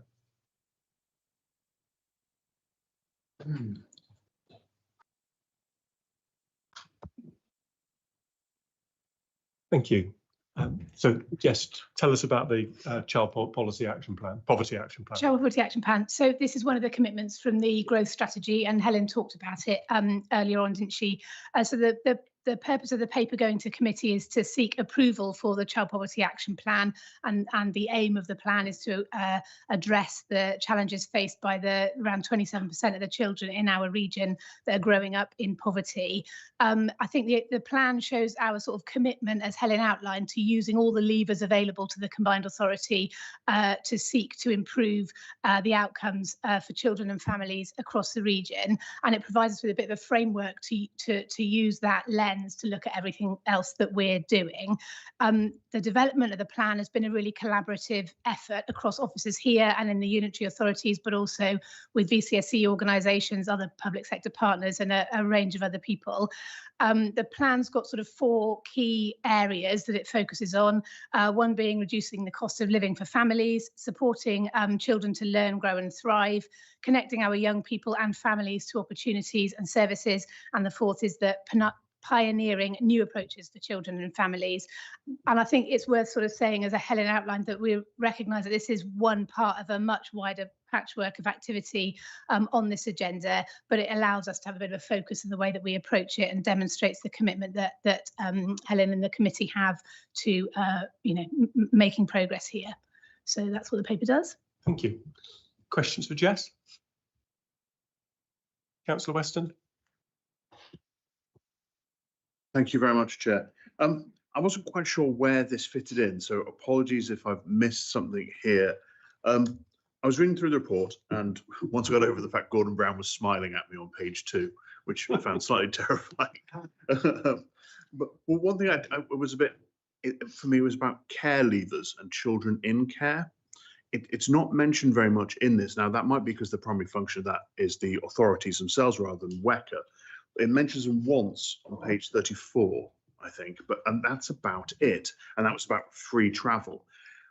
But when you look at some of the comments we're talking about, for example, page 36, section 6, I think it is. I'm trying to find it. Oh, sorry. Page 34, section 6. It talks about, parents feeling more confident supporting children's career aspirations. But of course, if you're a child in care, you don't actually have, you have a corporate parent and maybe a foster parent, but you don't have a parent in the same way. So is that same support offered to foster parents? How are we helping them in this report? Now, it might be we are doing something, it's just not explicit, but if we are doing something, maybe that needs putting in the report. Okay, so that's really helpful. Thank you. I think that the intention would obviously be that foster parents and other parents, there's no kind of difference in the way that we would. So I think I've made them laugh. I'm not quite sure why. The photograph you're referring to. Yeah, it is terrifying, isn't it? But I think the point you make about explicitly being clear about the impacts on care leavers here is a helpful one, and as we take the work forward, we'll make sure we reflect that. Okay, thank you very much. Just as a point, that care leavers doesn't really appear in any of the WECA priorities either. If you look at the business plan 2, for example, if you were to look at priority 4 in our corporate investment, there would have been, I think, something there about education, but we don't really mention them. So I just flagged that too. Thank you. More questions for Jess? Councillor Hodge. Yes. Thank you very much. Obviously, very important work and well-written strategy. I just seems to have come a little bit out of the blue for me, and I just wondered. I feel I should ask, where do we identify the funding to write the strategy, and what revenue are we anticipating coming forward from this to support the intentions of the strategy? Thank you. So I think. It was one of the things that was in the growth strategy, so that's the kind of genesis of the piece of work. So that's where the kind of imperative to do it has come from. In terms of the funding to deliver the outcomes that are in there, there will be a range of answers to that question depending upon which of the sort of outcomes we're looking at.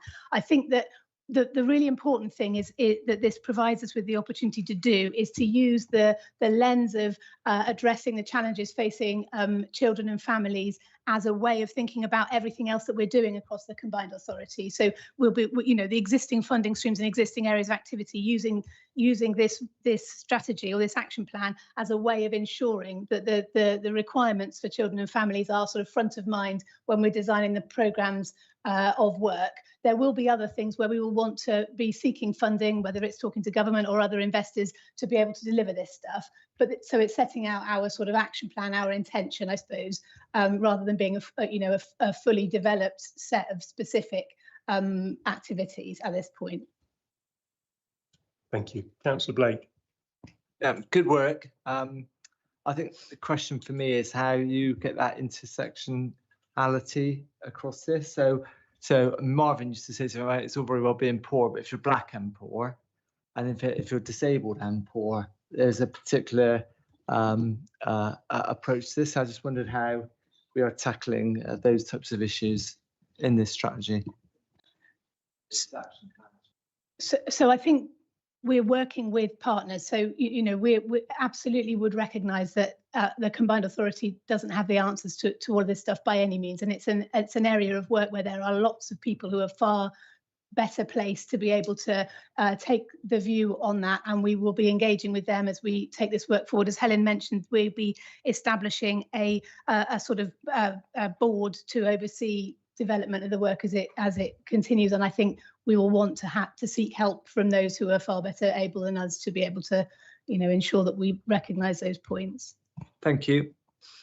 Thanks very much. I mean, I would just like to comment on, welcome the kind of the speed and the quality of the plan, and also I think, and picking up on Councillor Hodges' point with regards to kind of the actions.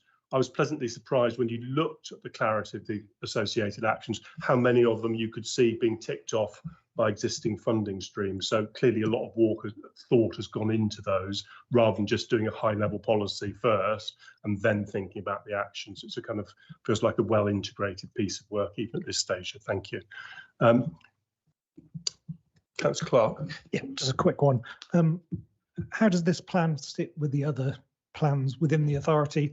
I'm thinking primarily things like Kids Go Free. I think we all agree that's a very good use of the authority's funding, but it's not very useful if you live in a rural village that hasn't got a bus. So it's how do we build on things like Kids Go Free in terms of the access for children in those communities? So Kids Go Free is one of the things that we've highlighted here as being an example of where we're taking the lens of, impact on children and families in the way that we're approaching things. I think the question about access to bus services in rural areas is one that Emma will address in the transport part of the agenda. Thank you. And you're on to... I'm on, yeah. Okay, yeah. So this report seeks the committee's support to launch a public consultation to seek views from residents across the region on the proposal to expand the West Pavilion Combined Authority into North Somerset. The development of the formal expansion proposal and the public consultations are steps that must be taken through the government process to expand a combined authority, and the whole process is outlined and defined by government. So we have been working very closely with Unitary Authority and North Somerset officers to develop the work, including in the development of the draft proposal that is attached to the paper. So the recommendations that we will be taking to committee on Friday are that the committee support the Mayor's intention to submit a proposal for the expansion of WECA, and that we launch a statutory consultation, and that the committee delegate the final approval of the wording of the consultation questions to officers. And so we'll be able to make progress. The intention is that we will hope to be launching the consultation in early February.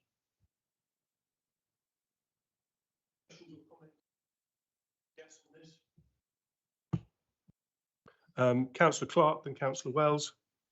Yeah, just touching upon the question you asked about earlier in terms of the government's ambition for universal coverage of strategic authorities. Obviously, this is long overdue for North Somerset. I'm hoping we can proceed very swiftly and there's no hiccups along the way. But Yeah, I think just flagging that we've heard here today sort of transport issues, not just from Bristol and Bath into Somerset, but also we have similar issues going into Gloucestershire. It's just we need to keep an open mind about how the authority develops, because we don't want to be just another version of Avon again, when we know that there's issues wherever you draw those authority boundaries. I think the Mayor addressed that earlier, didn't she? Thanks, Chair. No question, just a comment. Actually, I wanted to thank officers for a very extensive and well-written paper with a lot of information and data in it. I was coming up with questions as I was reading it, but then found that they were answered later in the paper. So appreciate that. Thank you. Any more questions? No. So I think we're on to then the strategy forward plan. And I mean, I've got one comment here. I mean, it's a good sort of clear overview, but with the focus on tight timetables, do we need some sort of, again, this kind of scheduling and reporting by quarter of these strategic pieces of work, so we can kind of say this is happening in quarter 1, quarter 2, etc. Be good to see that. I think that again helps embed the auditor's comments with that focus on operational outcomes. Sure. Okay. Do you want me to say anything about the report, or? Oh, sorry. Yeah. Go ahead. Well, just to sort of say, I suppose, that what we were trying to achieve with this report is a sort of new approach to making sure that there is earlier visibility of these pieces of work, these strategic exercises that are going on across the organisation, so that we can support the Mayor and the committee's desire for pace, and everyone else's desire for pace, but also ensuring that we have full transparency and opportunities for scrutiny, and all the rest of it. So we've sought to set out a sort of timetable, what's planning to happen over the different time horizons and the development of the pieces of work. And I think that it's one of the things that hopefully you'll be able to consider in thinking about forward plan for scrutiny agendas and that sort of thing, so that we can ensure that everyone's feels they've had the opportunity to feed in at the right time as we develop these pieces of strategic work. So I think the report is just for noting, really, but it's about visibility, I suppose, and transparency. Thank you. Councillor Wells. Thanks, Chair. Yeah, like you, Chair, I appreciate the paper coming to us. And I know that forward planning has been an area of weakness in the past, so it is good to see that. But like the Chair, I'm a bit concerned about the lack of timeline on some of the items. You know, it's great to know what's coming, but some of them say, for example, starting in the first 6 months of 2026. We should know now, right, exactly when is that starting, but actually more importantly, when are these activities proposed to end? When will they deliver? So having a timeline as well as a description in the future would be really helpful. Yeah, pick that up, no problem. Thank you. Okay. Thank you very much, Jess. So now we're looking at transport with Emma Blackham, who's our Executive Director of Transport. And Pam Turton, Director of Bus Operations.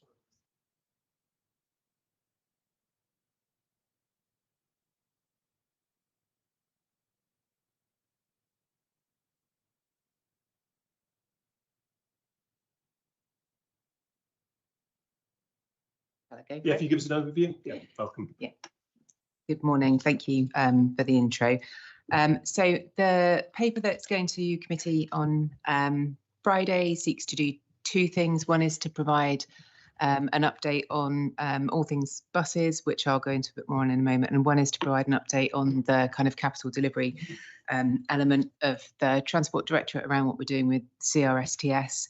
So the paper goes through the funding allocation that we've received from central government that we've talked about already this morning, and sets out in table 1 some proposed funding allocations of so basically what we might do with that. You'll notice that it doesn't go into the detail of service specifics here, and that is intentional as we work that through. The paper itself asks for two things of the committee. One is to delegate authority to the relevant officers here to accept that funding. And the other one is to delegate the authority to Pam in consultation with the other directors to basically allocate and spend that funding over the course of the 3 years. We've also put in there a short update on between paras 9 and 12 on future bus options, and there is an update there on the transport levy. So if I just jump straight into responding to the questions as we go. So there is an update in the paper, as I say, paras 13 to 15, that sets out the fact that we will be doing a piece of work over the course of this year with very much in collaboration with the 3 constituent councils that looks at the transport levy in more detail and tries to move us onto a longer term footing around that.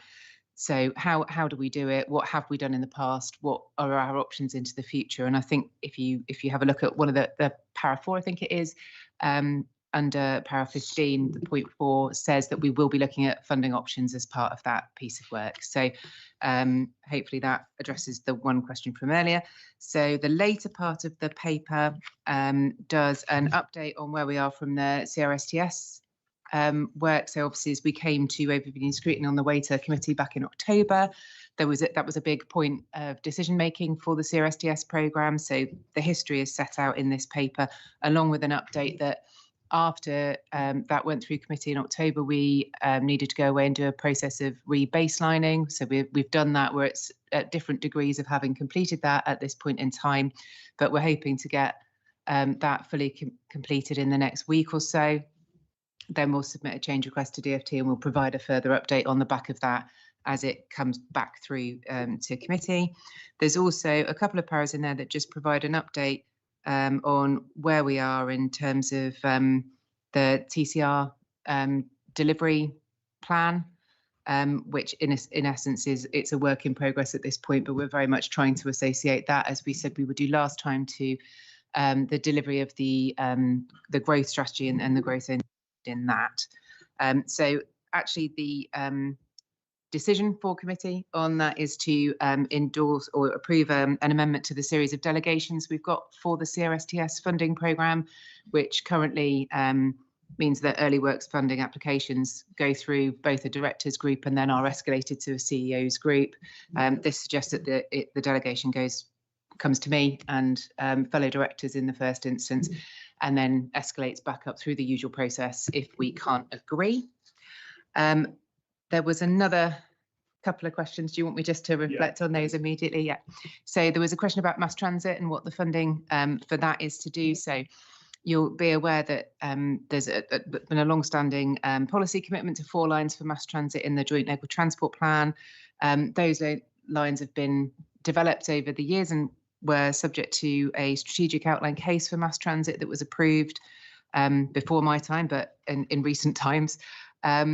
The funding that's been allocated is basically to bring those forward and continue to develop them, particularly in the light of the growth strategy, which sets out another commitment to mass transit to help bring forward growth across the west of England. So this is basically working up what exactly that means in detail and how we take that forward into delivery.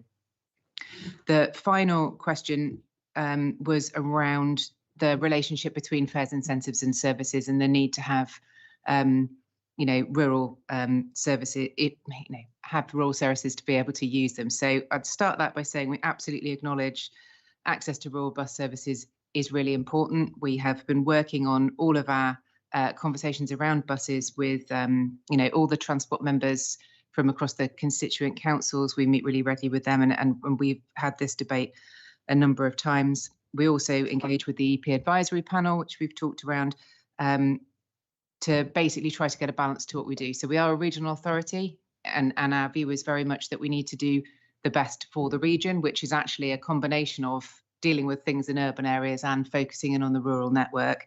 We've been clear in here that we know that we've got now a 3-year funding settlement, and we want to use the expertise that we now have in-house to push to sweat that pound, basically, to get more out of that money than we have done previously with annual settlements. That has been difficult. So we have looked at that in the context of how we can use demand responsive transport better in rural areas to provide for more journeys. And I think it is just important to note as a final point on that, that you can use the Kids Go Free on demand responsive transport. Questions for Emma? Councillor Clark. Yep, thank you for the clarification. I just want to come back and seek a bit more clarification on the transport levy review, specifically because my point was more about engaging and consulting with the public about potential options and sort of the question about precepting powers. Because obviously when you take out the ring-fenced element of council tax increases for social care, most local authorities and the unitaries are limited to sort of 2% annually. But obviously the costs of bus services and supporter services will be increasing significantly above that. So sort of going forward, at the moment, the mayor doesn't have precepting powers, but that's the big question kind of hanging over the head of our current transport approach and strategy. So my original question was more on, are we going to be engaging and consulting with the public as part of this transport levy review? I mean, it's great that officers and the unitaries will be discussing it and fleshing out different approaches, but I kind of think we need to get the public's view as well, feeding into that. So the first stage of engaging with the public will be around the bus plan in specifically. So, you know, we'll be doing some early engagement in that and then talking to them about what we're seeking to do with buses. Talking about funding options as part of that is entirely appropriate.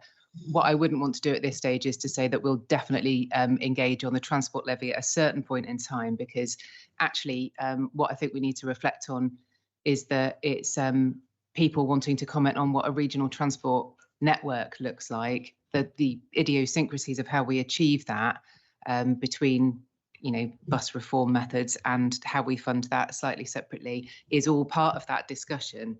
And I think it's better done in the round than in isolation. Thank you. Councillor Wells. Thanks, Chair, and thanks, Emma, for the report and the presentation. I've got two separate questions. So the first one is about the bus reform activity. It says the final report is expected in 2026. Committee members will know that this is an item that's been dragging on for a very long time, with the previous mayor sort of dragging his heels and putting off the topic. It is great that it's now in progress, but can we get some visibility on when in 2026 we can expect to see the outcome? With the 2 points, do you want me to answer that? It's a separate question, so if you go okay, that one. We will come back with a date. I don't think we're quite at a place to do that yet, and that's largely because I don't want to set it up to fail from the beginning. So we are commissioning some specialist expertise to come and help us with that, and once we've done that, I'm happy to share the timeline. So is that in addition to the ARUP work that's already been done? Okay, and is that commissioning, does that need an extra delegation to do, or is that under the existing delegation? It's under the existing. Okay, thank you. The other questions about the TCR and this draft delivery plan that's going to come in March. This is something that we as a Scrutiny committee have been mentioning for a long time, since we learned the acronym TCR, to understand what's going to go in it and how can we be part of scrutinising that. I know that the March delivery is only a draft, and then the final one is September, but I wonder if that's an opportunity, if there's an opportunity for Scrutiny to get involved in that draft delivery plan. At the moment, it's quite opaque, other than those very broad categories. What is TCR going to be for WECA?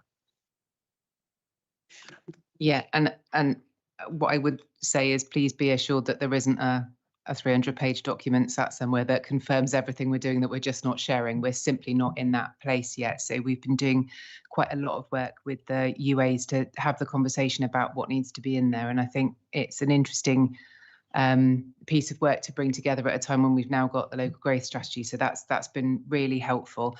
I'm more than happy to come back to Scrutiny and talk through that plan when we've got something to say on its journey to committee along the way. I'm very happy to do that, subject to finding the right date. Yeah. Will that draft plan be going to committee before it gets submitted to DFT? So I think the final one. So I think we have delegations to submit the draft one, but I'm more than happy to have a conversation with Scrutiny about that. Thank you. Thank you very much, Emma. Any further questions? Councillor Rippington. Yeah, thank you. A couple of questions. The first one, in the questions to the mayor at the beginning of the meeting, we talked about this extension to July for existing bus services while you work on a comprehensive plan for how to fund everything you want to going forward. I was just wondering if you could give us any more detail on how you think we can make the money best serve us over the next 2.5 years once that, or 2 3/4 years once we come to the end of the current funding services.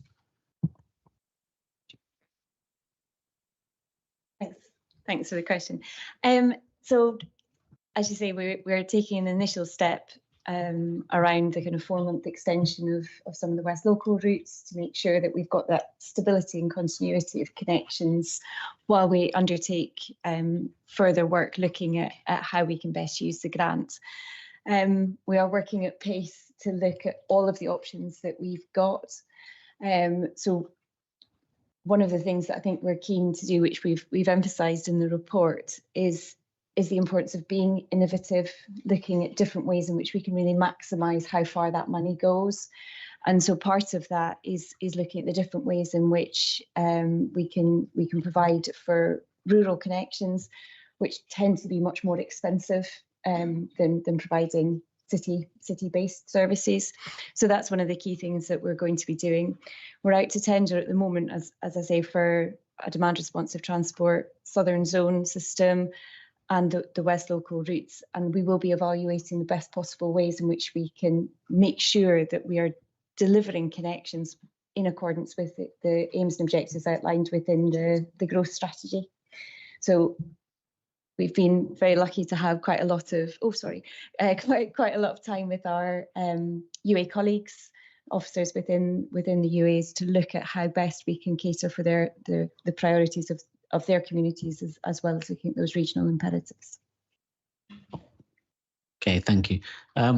Just a comment on that, not a question, but I do know going forward, there's always been a lot of comment from my local residents that fixed services with timetables are always preferable to on demand, and I know that there's been some talk of using on demand at certain times of day, but maybe also using it to provide a fixed service at certain other times of day, like school time. So hopefully you'll be looking at that as part of your review. Yeah, definitely. And I think that hybrid option is a really kind of positive way of getting the maximum utilisation of the vehicles while we're kind of catering for those peak time commutes where we know there's going to be more demand, particularly, as you say, for schools and work, and then having that on-demand option for people in between those times. Okay, thanks very much. I've got another question. Just in the table on page 307 in our papers, we're using 140 million of TCR to help deliver the end of the CRSTS programme. I'm just wondering, in those high level, for TCR, we set out sort of high levels of how much we're going to spend on different things. I'm wondering how much of that, how much does that leave for infrastructure projects of a CRSTS nature in TCR, in the current TCR, after we've taken 140 million from that particular pot? You're testing my memory now of the October committee paper. It is set out in the paper of how much is left. I haven't got it in the paper today or in my notes, which is remiss of me, but I'm happy to drop a note afterwards, because it does say that high level what would remain. Okay, thanks. Thanks very much. Any further questions? Yeah, Councillor Hodge. Yes, thank you. Thank you very much. That's working properly, but thank you. I just want to say how welcome it is, the change in delegation of the early works applications, helping the industries get our CRSTS projects over the line delivered, and any other simplifications of the process that you could think of would be very welcome. I just wanted to ask about the bus grant,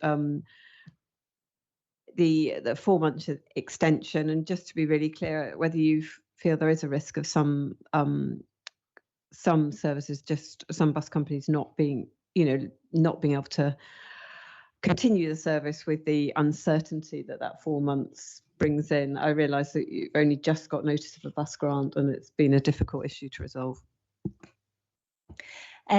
Thanks. We're out to tender just now for those 4-month extensions. So at the moment, we just simply don't know.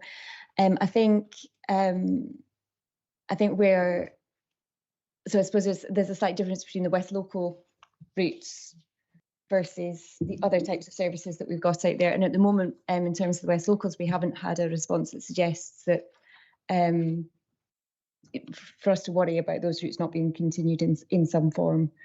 So as I say, we'll know more when the tender deadline closes. Thank you. Thank you. I think that concludes the transport items then. Thanks very much, Emma. So we're on to the final agenda item, which is the review of constitution, which I think Steve Hellard is talking us through.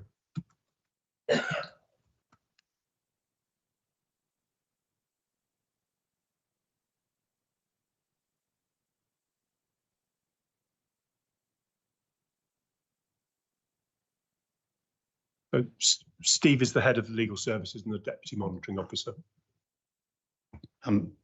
Thank you. Afternoon, everybody. This is a report that's previously been to the audit committee, just setting out the work of the working group, the constitutional review working group to date, and seeking endorsement of the driver's feedback principles and scope of the review. So it's really the preliminary work around the review. There are no proposals for any technical changes within the report. The need to review the constitution, I think, is well rehearsed. The work of the working group is focused on the principles and the scope which are set out in the report. If those are approved, the technical redrafting will commence. There'll obviously be consultation via the audit committee, via the UAs, and then any proposed changes will go to the main committee for consideration. So, as I said, really just a preliminary report setting the direction of travel really for the technical drafting. I'm happy to take any questions. Questions, Councillor Weston. Thank you, Chair. I'm fine with the report as is. This is actually just for my own curiosity. If North Somerset joins, does that trigger an automatic review of the constitution in the way that the UAs relate to WECA? As best we can, we're going to try and accommodate in the drafting such that doesn't need to happen, but there may be some particular issues that will need to be revisited. I suspect anyway, with the new devolution bill and the timing of that, it may well be that there are some bits that we'll have to revisit at a later date because the timings just don't align in terms of the timing that I'm working towards and the timing of the new act. You're having fun then? Okay. Thank you. My question was going to be the same, which is, what is the impact of the devolution bill, which I understand is going to be in kind of 2 stages, isn't it? There's, I mean, there are things like public accounts committees that are still being talked about. When is that likely to land, and when do you want to get the constitution review done by? And would it be sensible to wait? Well, so the initial target for the review would be for the adoption of the new constitution at the annual meeting in June. So that would ordinarily be when you would adopt your constitution on an annual basis. As I said, the timing of that might not work. So the bill, I think, is due to get royal assent in the spring. So the timing may be really tight.